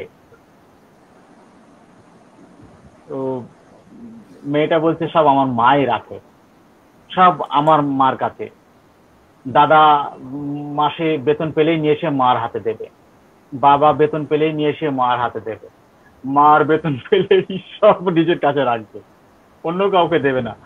তো আমি বলছি আচ্ছা বৌদি, আপনি কেন অন্যকে দেন না, ছেলেকে দেন না, বা আপনার স্বামী আছে তার হেফাজতে রাখেন না কেন?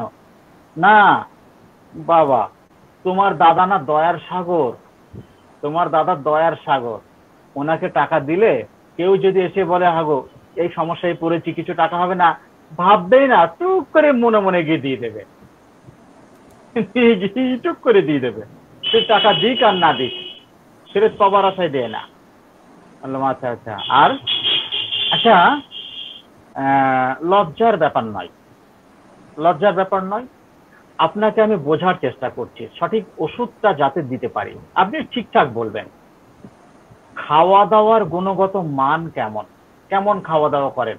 তখন মেয়ে হেসে হেসে গড়াগড়ি দিচ্ছে, ডাক্তারবাবু কি বলবো, লজ্জার ব্যাপার, একেবারে লজ্জার ব্যাপার, তো কি বলবো আপনাকে, সব কথাই বলতে হচ্ছে মাকে সুস্থ করার জন্য।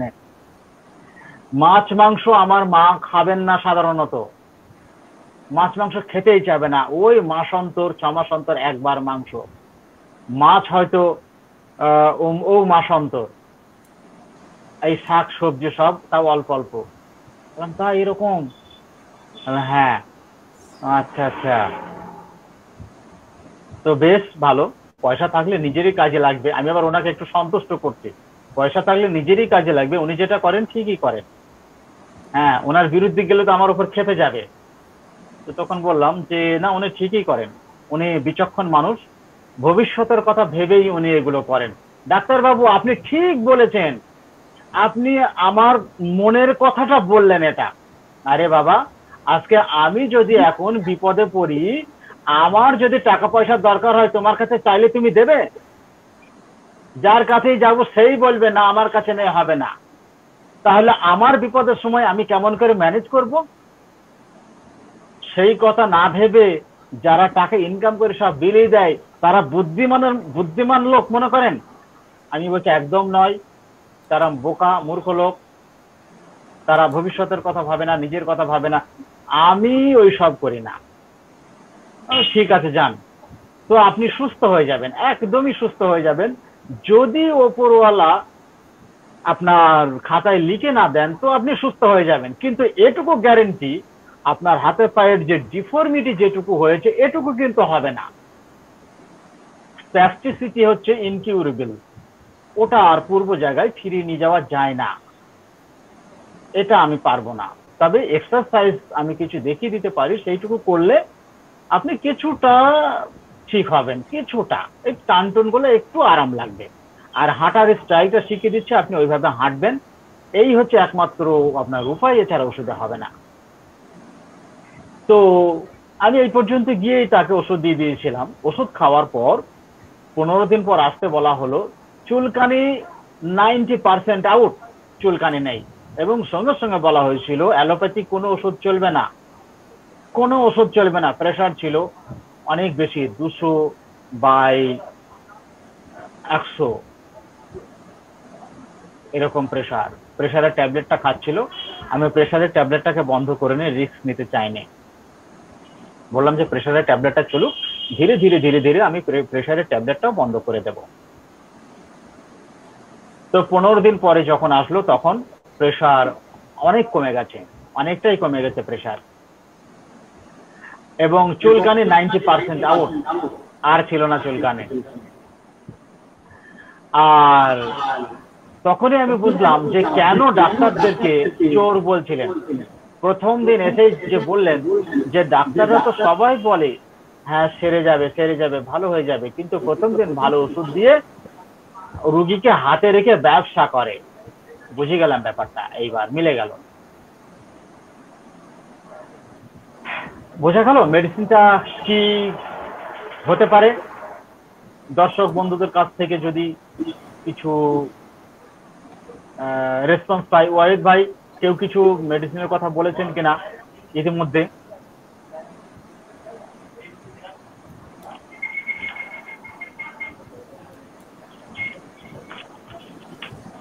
জি, আর্সেনিক অ্যালবামের কথা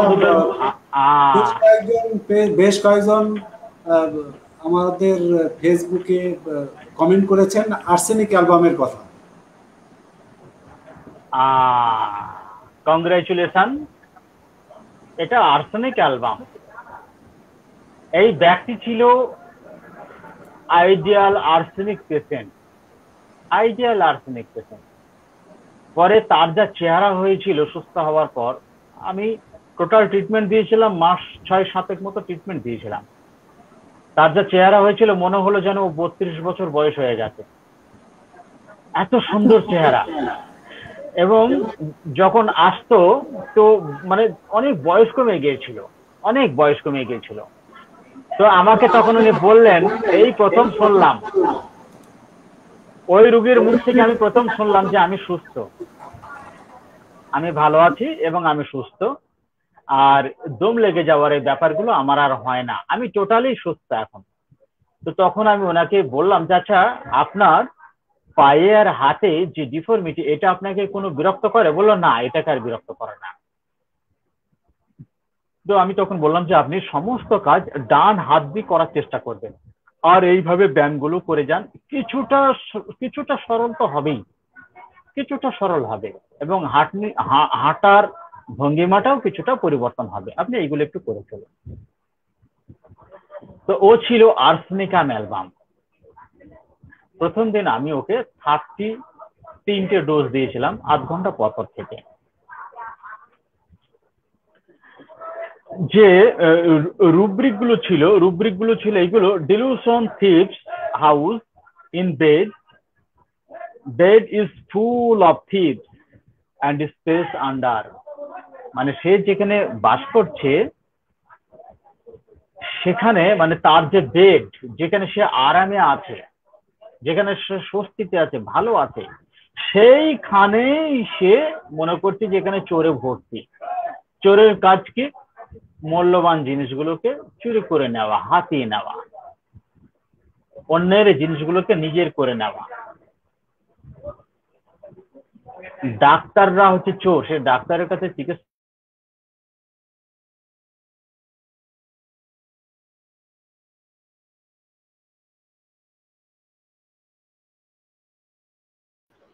আলতাফ ভাইয়ের কথা কি শোনা যাচ্ছে? না, আলতাফ ভাইকে শুনতে পাচ্ছি না, একটু অপেক্ষা করি, হয়তো নেটের কারণে হতে পারে। জি জি।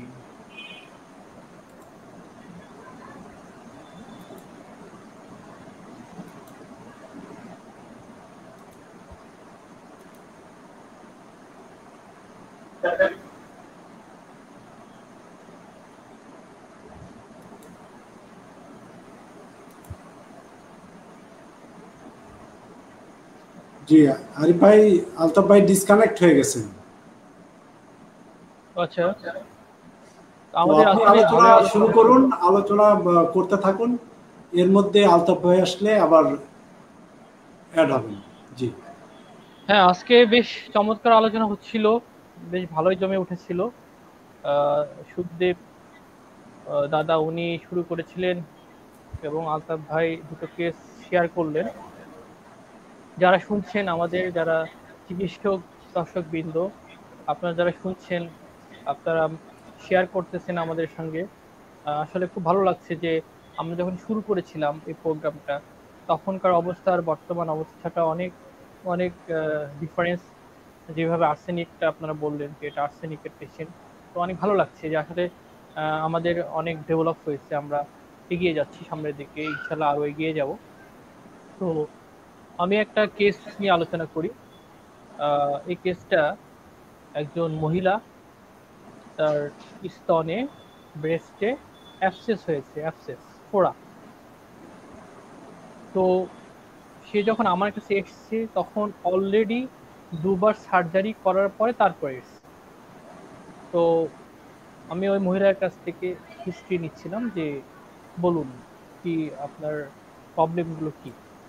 তো তখন উনি ওনার ব্রেস্টের সমস্যাগুলো বলতেছিল যে আজ থেকে প্রায় 8 মাস আগে আমার ব্রেস্টে বেশ ব্যথা হয়, যন্ত্রণা হয়। তখন আমি ডাক্তারের কাছে যাই, যাওয়ার পরে ওনারা বলে যে ব্রেস্ট ম্যামোগ্রাফি করে, আলট্রাসোনোগ্রাফি করে দেখে যে ওখানে বেশ কয়েকটা অ্যাবসেস হয়ে গেছে। তখন তারা বলে এটা অপারেশন করতে হবে, সার্জারি করতে হবে। এবং তারা সার্জারি করে, সার্জারি করার পর আমার ব্যথা যন্ত্রণা ভালো হয়ে যায়, অ্যান্টিবায়োটিক দেয়, অ্যান্টিবায়োটিক খাওয়ার পরে শুকে যায়। কিন্তু বেশ প্রায় 15 দিন পরে আবার প্রবলেমগুলো দেখা দিচ্ছে, একটু একটু করে ব্যথা হচ্ছে, ফুলে উঠতেছে, লাল হয়ে যাচ্ছে, ওখানে যন্ত্রণা হচ্ছে, শক্ত হয়ে যাচ্ছে।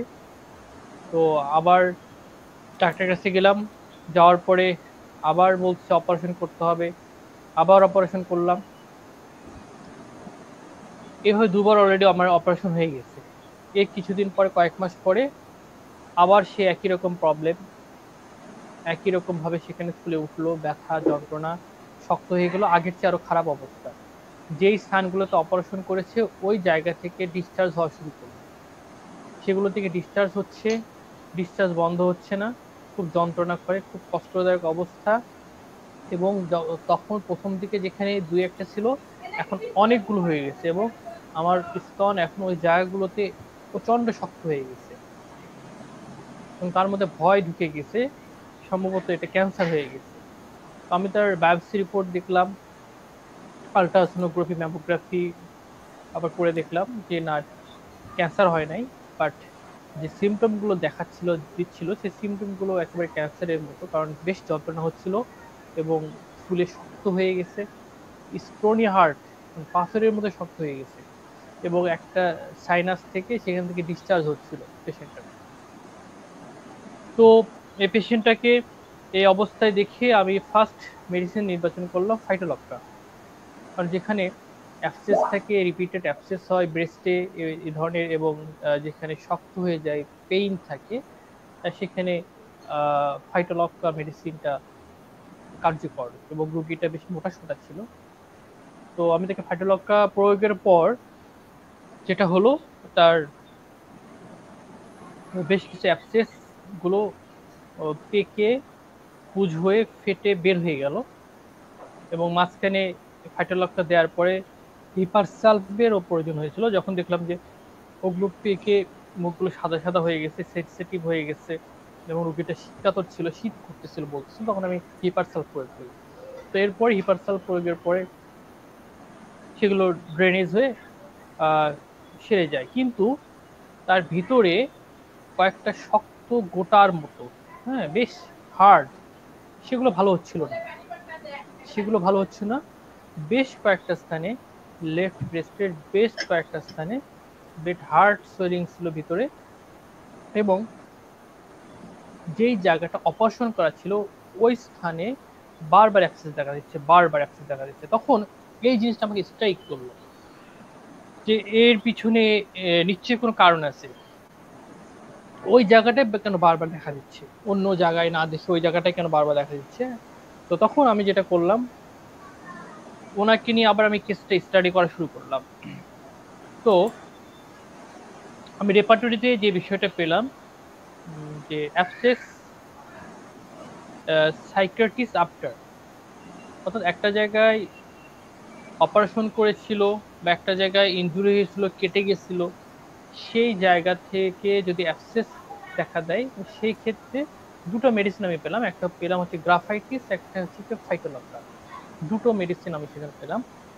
তখন রোগীর পুরো চিত্র আমার সামনে ভেসে উঠলো, এই রোগীর সম্পূর্ণ চিত্রটা ভেসে উঠলো।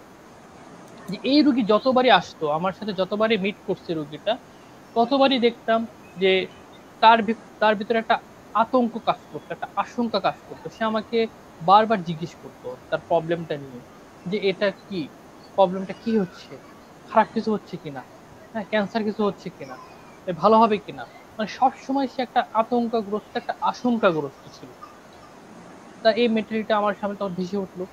এরপর ওই রুগীটার ছিল কনস্টিপেশন, কোষ্ঠবদ্ধতা, রুগীটা মোটা সোটা, এবং ওই রুগীটা কানে একটু কম শোনে, তুলনামূলকভাবে কানে কম শোনে। তার সঙ্গে রুগীটা শীতকাতর, শীতকাতর পেশেন্ট। তো ওই রুব্রিকের এগেইনস্টে দুটো মেডিসিন, গ্রাফাইটিস, ফাইটোলক্কা, সেখানে গ্রাফাইটিস একেবারে ফার্স্ট গ্রেডের ওষুধ, ফাইটোলক্কা থার্ড গ্রেডের ওষুধ। তার সঙ্গে রোগীটার পুরো কনস্টিটিউশন, তার মেন্টাল সিমটম, তার আশঙ্কা পরায়ণ, আতঙ্ক পরায়ণ, তার সঙ্গে সে শীতকাতর, তার কোষ্ঠবদ্ধতা, এবং রোগীটার ঘাম হয় না, ঘাম খুবই কম। যখন পুরো চিত্র আমার সামনে ভেসে উঠলো, তখন আমি তাকে গ্রাফাইটিস প্রয়োগ করলাম, গ্রাফাইটিস 1M, গ্রাফাইটিস 1M প্রয়োগ করলাম। এরপরে রুগী যখন আসলো, রোগীর মাথায় একটা সোয়েলিংও ছিল, এখানে কপালের মধ্যে একটা সোয়েলিং ছিল, আপনার বনি টিউমার। সেকেন্ড এই গ্রাফাইটিস 1M দেওয়ার পরে যখন রুগীটা আবার ভিজিটে আসলো, তখন রুগীটা বলছে যে আমি এখন পূর্বের তুলনায়, আগে যতবার ওষুধ নিয়েছি তার তুলনায় এইবার সবচেয়ে ভালো বোধ করতেছি, এবং ওই জায়গাগুলো শুকিয়ে গেছে, আর কোনো ডিসচার্জ নাই, এবং যেই শক্তগুলো ছিল সেগুলো অনেক নরম হয়ে গেছে। আমি তাকে প্লাসিবো দিলাম, আর ওই মাথার যে সোয়েলিংটা ছিল সেটা অনেকটা কমে গেছে। প্লাসিবো দেওয়ার পর এর পরবর্তী ভিজিট, গতকাল আবার রোগীটা ভিজিটে এসেছিল, তো রোগী 80% অলরেডি কিউর। যেই স্তনের যে জায়গাটা পাথরের মধ্যে শক্ত ছিল, উনি আমাকে বলছে, ডাক্তার সাহেব আপনি দেখেন, না দেখতে বুঝবেন না আমার প্রবলেমটা। তো ফার্স্ট টাইম যখন এসেছিল তখন যে অবস্থা ছিল, পাথরের মতো শক্ত ছিল, স্টোনই হার্ট ছিল, বাট এখন পুরোপুরি রোগীটা প্রায় 80% উপরে কাভার হয়ে গেছে, এবং সফট, একেবারে সফট, স্বাভাবিক যেরকম সেরকম হয়ে এসছে। যে স্কার মার্কগুলো ছিল সেগুলো সেখান থেকে চলে গেছে। উনি আমাকে বললো যে কালো কালো হয়েছিল যে জায়গাগুলো অপারেশনের পরে বা মানে অ্যাবসেসটা ভালো হওয়ার পরে, সেগুলো অলরেডি ওখান থেকে চলেছে, রিমুভ হয়ে গেছে। তো এই যে একটা পেশেন্ট দেখুন, বারবার অ্যাবসেসে সে ভুগেছে, ব্রেস্ট অ্যাবসেস, অপারেশন করেছে, দুবার অপারেশন করেছে, অ্যান্টিবায়োটিক খেয়েছে, কাজ হয় না, আবার বারবার দেখা যাচ্ছে। এই রুগীটা যদি এই অবস্থায় আমরা ট্রিটমেন্ট করতে না পারতাম, আমাদের হোমিওপ্যাথিতে যদি না আমরা সলভ করতে পারতাম, এই রুগীটা কিন্তু একসময় ক্যান্সারের দিকে চলে যেত, এবং সেই সম্ভাবনা কিন্তু অনেক বেশি। কেননা এতবার ইনফ্লামেশন হলে একসময় বডি কিন্তু সেটাকে সেভ করতে পারে না। হ্যাঁ, এবং ক্যান্সারের যে সিমটমগুলো, সেই সিমটমগুলো কিন্তু অ্যাপিয়ার হচ্ছিল অলরেডি। হ্যাঁ, তো আসলে আমাদের মেডিসিন নির্বাচনের ক্ষেত্রে চোখ, কান, নাক সব দিকে খোলা রাখতে হবে, আমাদের রেপার্টরি সম্পর্কে ভালো ধারণা থাকতে হবে, এবং অভিজ্ঞতার যে বিষয়টা, অভিজ্ঞতার জায়গাগুলোকে সাফ করতে হবে, এবং সেই জায়গাগুলো আমরা সাফ করতে পারলে তখন আমাদের পক্ষে মেডিসিন নির্বাচন করা অত্যন্ত ইজি হয়। আসলে যারা দীর্ঘদিন যাবত যারা প্র্যাকটিস করে তারা এই ধরনের রোগীগুলো, যে রোগীগুলো ট্রিটমেন্ট করতে যায়, তাকে ডিফিকাল্টি তাকে পার হতে হয়, এই পথগুলো তাদেরকে পাড়ি দিতে হয়, তাদের ক্ষেত্রে অভিজ্ঞতার জায়গাগুলো থেকে এই পাকাপোক্ত হয়। আরেকটা কেস আমি নিয়ে আলোচনা করব। আমি মানে ওয়েট করব আলতাফ ভাই আসা পর্যন্ত আরেকটা কেস নিয়ে আলোচনা করতেছি। এটা গেল একটা ব্রেস্ট অ্যাবসেসের। এই পেশেন্টটা তার মানে একটা অ্যাকিউট কেস আমি আলোচনা করছি। এই পেশেন্টটা মানে এটা আমার বেবি, আবার ছেলে, একটা অ্যাকিউট কেস। ওর কাশি, বেশ কয়েকদিন যাবত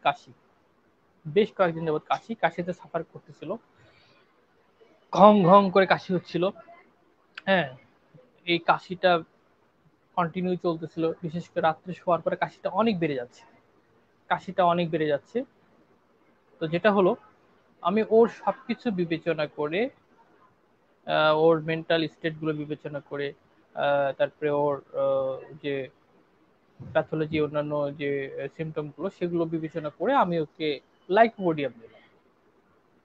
কিন্তু যেটা হলো, যেদিন লাইকোপোডিয়াম দিলাম সেদিন বিকেল থেকে কাশিটা চরম বাড়া শুরু করলো, প্রচন্ড বাড়তেছে। এবং রাত্রেবেলা যত রাত হচ্ছিল এত বাড়তেছে, এত কাশতেছে, তার জন্য ঘুমানো কঠিন হয়ে গেছে। তখন কাছে আমার মনে হচ্ছে যে হয়তো মেডিসিনটা তার প্রচন্ড অ্যাগ্রাভেশন করেছে, কিংবা মেডিসিনটা ঠিক নেই। তো এই মুহূর্তে আমি কি করব? তখন আমি চিন্তা করলাম যে আমি তাকে অ্যান্টিডোট করে দেবো, লাইকোপোডিয়ামকে অ্যান্টিডোট।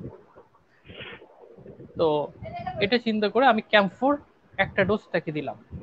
ক্যাম্পফোর একটা ডোজ দিয়ে এর মধ্যে আমি কজন ডাক্তারের সাথেও আলোচনা করলাম, কল দিয়েছিলাম, তার মধ্যে হয়তো 2জন ডাক্তারের সাথে কথা বললাম যে অবস্থা। আসলে এই মানে ফ্যামিলি যখন অসুস্থ হয়ে যায় তখন মেডিসিন নির্বাচন করা কিন্তু বেশ ডিফিকাল্ট হয়ে যায়। তো ক্যাম্পফোর দেওয়ার পর পরবর্তীতে আধা ঘন্টা পার হয়ে গেছে। তো আমি আরেকজন ডাক্তারের সাথে আলোচনা করলাম, তো উনি বললো যে ব্রাইনিয়া দেন। তো আমার কাছে মনে হলো যে ঠিক আছে, ব্রাইনিয়া যেহেতু শুষ্ক কাশি, ব্রাইনিয়া দিব। এর মধ্যে ওর মা বলতেছে যে ওর কাশিটা কিন্তু আগের চেয়ে কমে গেছে, তুমি একটু অপেক্ষা করো। হ্যাঁ, আমি অপেক্ষা করলাম, কাশি কমে গেল। কিছুক্ষণ আরো 1 ঘন্টা অপেক্ষা করলাম, যে না, তার আর কাশি নেই। আমি অবাক হয়ে গেলাম যে এত তার কাশি, আজ কয়েকদিন যাবৎ কাশি, 7 দিন যাবৎ কাশি, তার কোনো মতেই কাশি কমতেছে না। মেডিসিন খাওয়ার পর আরো বেড়ে গেল, আর ক্যাম্পফোর দেওয়ার পর ম্যাজিকের মতো কাজ করলো। আসলে এটা কি শুধু অ্যান্টিডোট হলো নাকি আরো কিছু? তখন আমি ক্যাম্পফোরটা খুললাম মেটামেডিকা থেকে, দেখি সেখানে রেসপিরেটরি সিস্টেমের মধ্যে সেখানে লেখা আছে ভায়োলেন্ট ড্রাই কফ সেখানে লেখা আছে। এবং তার কিন্তু ওই সিমটমটা ছিল, এবং বার্কিং কফ। হ্যাঁ, প্রচন্ড শব্দ হচ্ছিল, কর্কশ শব্দ হচ্ছিল, কর্কশ সাউন্ড।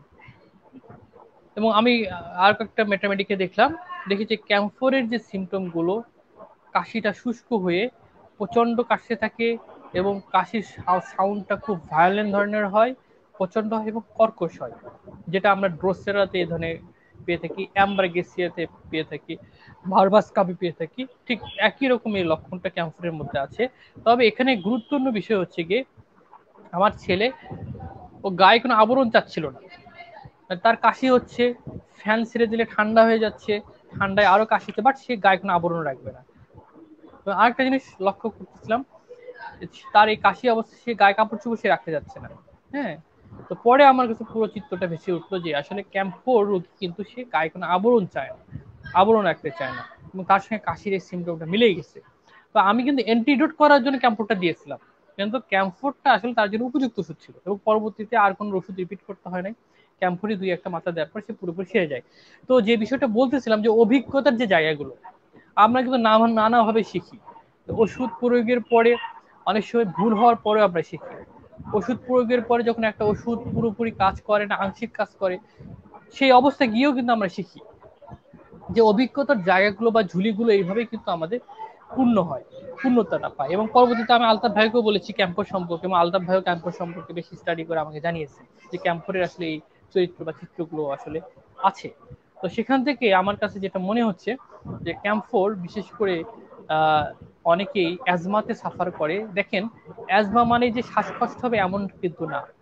অ্যাজমা মানে কিন্তু শুধু শ্বাসকষ্ট নয়, অনেকের কাশিও হয়, এবং কাশিটা যেতে চায় না, একটু ঠান্ডা লাগলে কাশি হচ্ছে, বিভিন্ন কারণে কাশি হচ্ছে, কাশি যেতে চাচ্ছে না, সেটাও কিন্তু এক ধরনের অ্যাজমার লক্ষণ।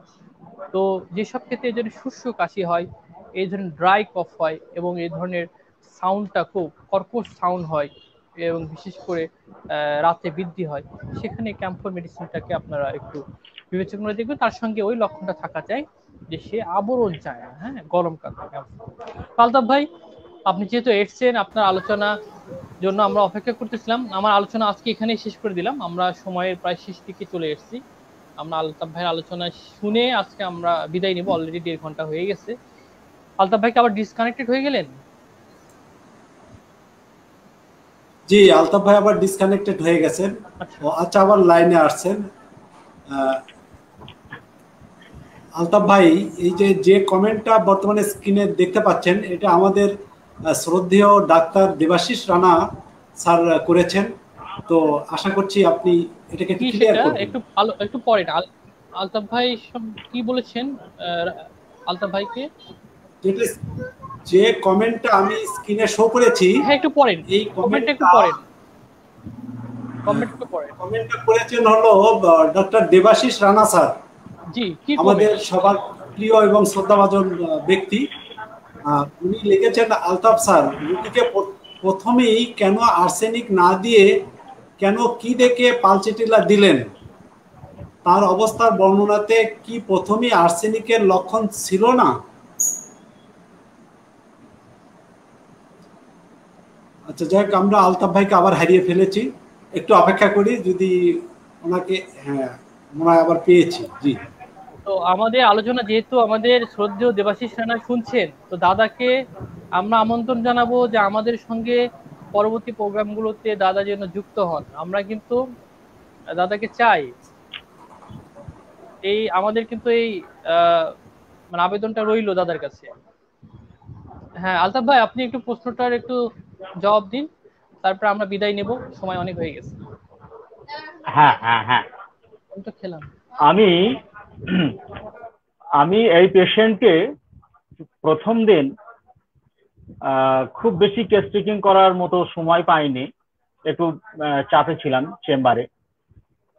তো যেটুকু ওই সময়ের মধ্যে উপলব্ধি করতে পেরেছিলাম, সেইখান থেকে যে লক্ষণগুলো আমি নিয়েছিলাম এবং আমার অনুভব হয়েছিল, সেটা হলো যে waiting telling sickness when telling of heart, general cold air ml, windows open, must have a respiration difficult, air in open ml।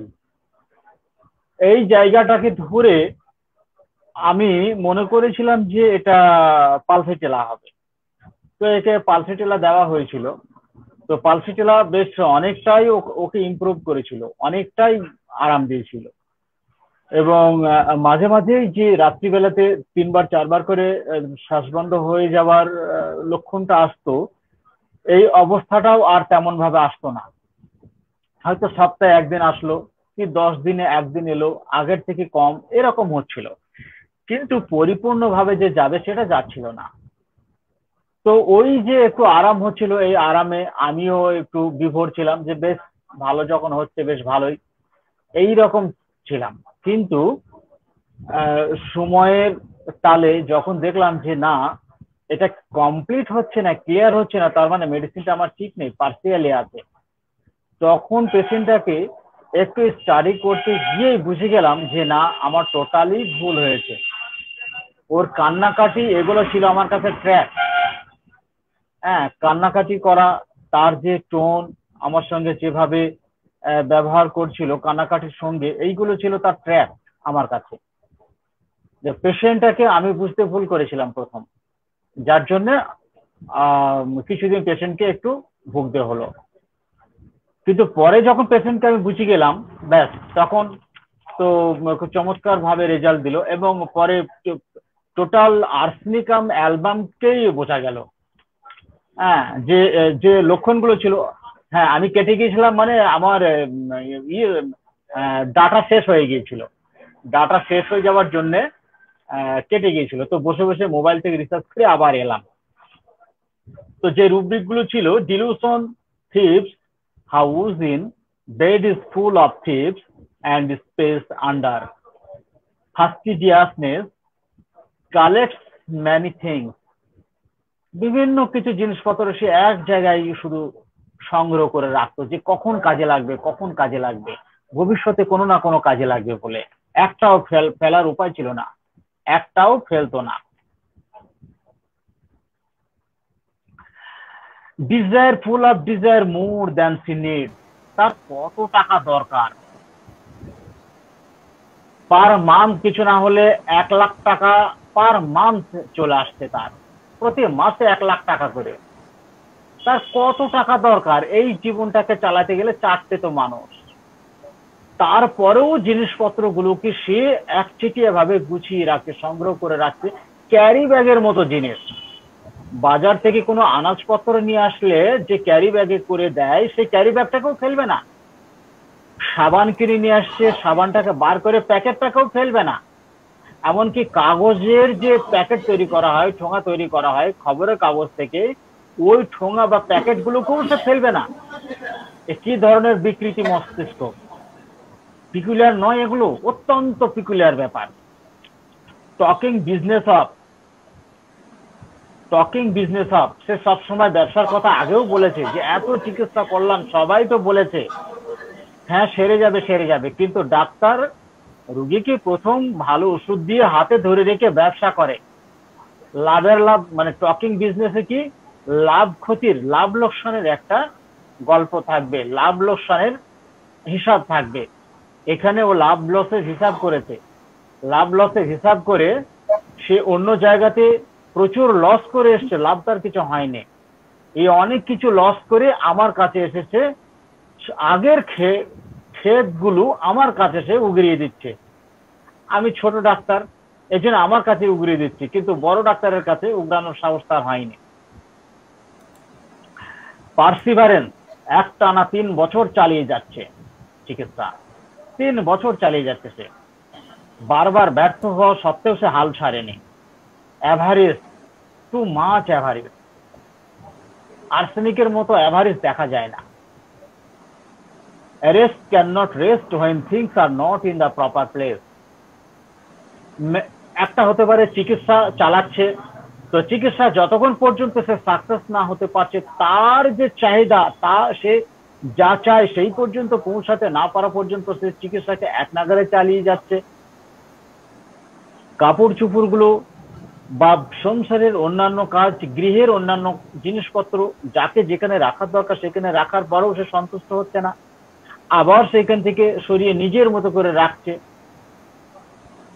Rest can not rest when things are not in the proper place. সেন্সোরিয়াস, সব ক্ষেত্রেই ও শুধু খুঁতখুঁতে মন, এটা ঠিক হয়নি, ওটা ঠিক হয়নি, যার জন্য কাজগুলোকে ভেঙে ভেঙে আবার নতুন করে করে তাকে করতে হয়। তো আমার আর্সেনিকাম অ্যালবাম সম্বন্ধে একটা উপলব্ধি হয়েছে, কেন এটা করে সে ব্যক্তি, এই ব্যক্তি কেন করে। আর এই যে ফাস্টিডিয়াস, আমরা যে আর্সেনিকাম অ্যালবামের ফাস্টিডিয়াস বলে যে নেচারটাকে জানি, সেই ফাস্টিডিয়াস কোথায়? আর্সেনিকাম অ্যালবামের মানে অ্যাকচুয়ালি এই ফাস্টিডিয়াসটা শুধু এক জায়গাতে হলে হবে না, ফাস্টিডিয়াস হবে না, প্রত্যেকটা জায়গাতে তার ফাস্টিডিয়াস থাকবে, প্রত্যেকটা জায়গাতে। আমার একটা ধারণা হয়েছে এইখান থেকে, আর্সেনিকাম অ্যালবাম এ ধরনের আচরণ কেন করে? পয়সা বাঁচানোর জন্য, আর কিচ্ছু নয়, শুধুমাত্র টাকা বাঁচানোর জন্য। কিভাবে? এটা হচ্ছে ওর মেন চরিত্র, টাকা বাঁচানো হচ্ছে আর্সেনিকাম অ্যালবামের মেন চরিত্র। সে নিরাপত্তাহীনতায় ভোগে, মেন্টাল ইনসিকিউরিটিতে ভোগে, সে মানে ভবিষ্যতের নিরাপত্তাহীনতার ভোগে, যার জন্য সে টাকা সঞ্চয় করতে চায়, সবসময় টাকা সঞ্চয় করতে চায়। এই টাকা সঞ্চয় করার উদ্দেশ্যে তার ফাস্টিডিয়াস তৈরি হয়। কিরকম ভাবে? ফাস্টিডিয়াসের জায়গাতে যদি সে পরিষ্কার পরিচ্ছন্ন ভাবে নিজে থাকে, পরিবারের সবাইকে রাখে, তার চারিপাশে যেখানে বাস করছে বাড়ির চারিপাশের সমস্ত এলাকা জুড়ে যদি পরিষ্কার পরিচ্ছন্ন ফিটফাট টিপটপ রাখা হয়, জীবাণু আক্রান্ত করবে না, রোগগ্রস্ত হবে না, সে নিজে রোগগ্রস্ত হবে না, পরিবারের লোকজন রোগগ্রস্ত হবে না। রোগগ্রস্ত হলে কি হবে? সে হুমকির মধ্যে পড়ে যাবে। কিসের হুমকি? টাকা পয়সা খরচা হবে। কিরকম? টাকা পয়সাগুলো চুরি করে নেবে।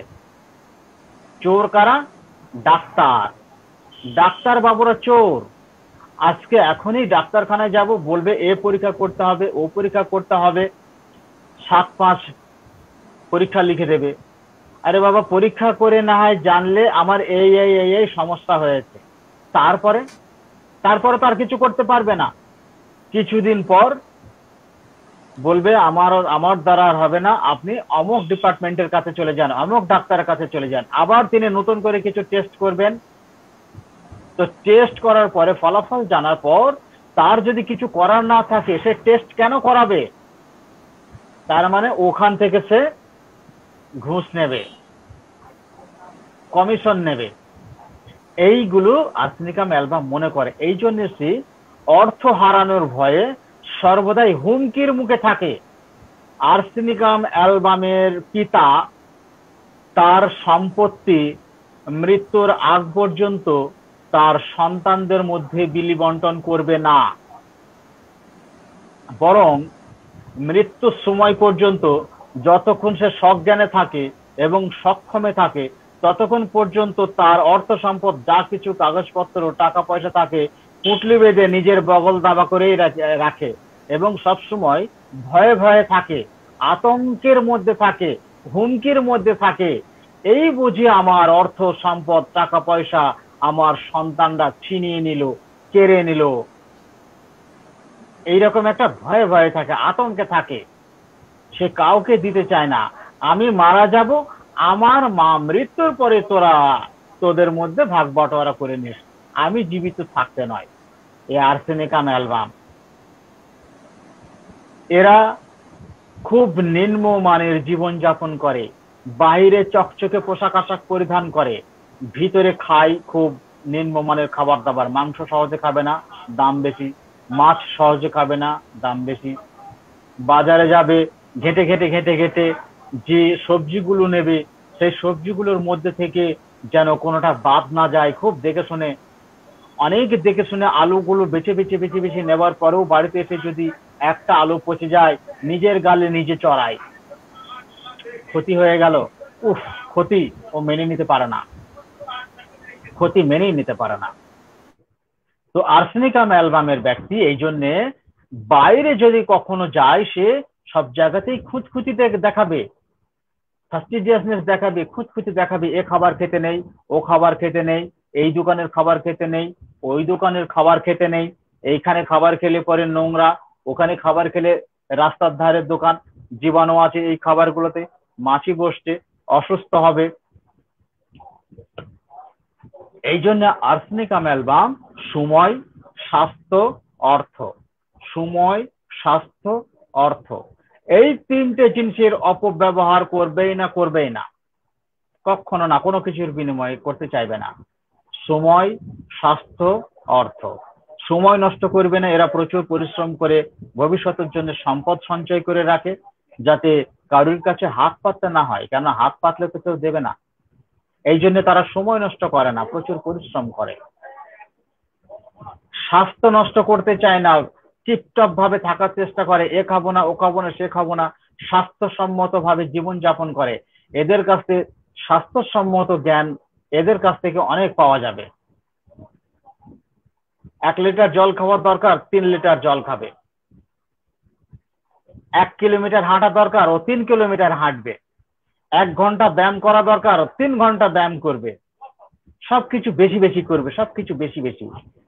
কেন না, ফিটফাট থাকতে হবে, একদম ফিটফাট, যাতে কোনো রোগ আমার কাছে এসে ভিড়তে না পারে।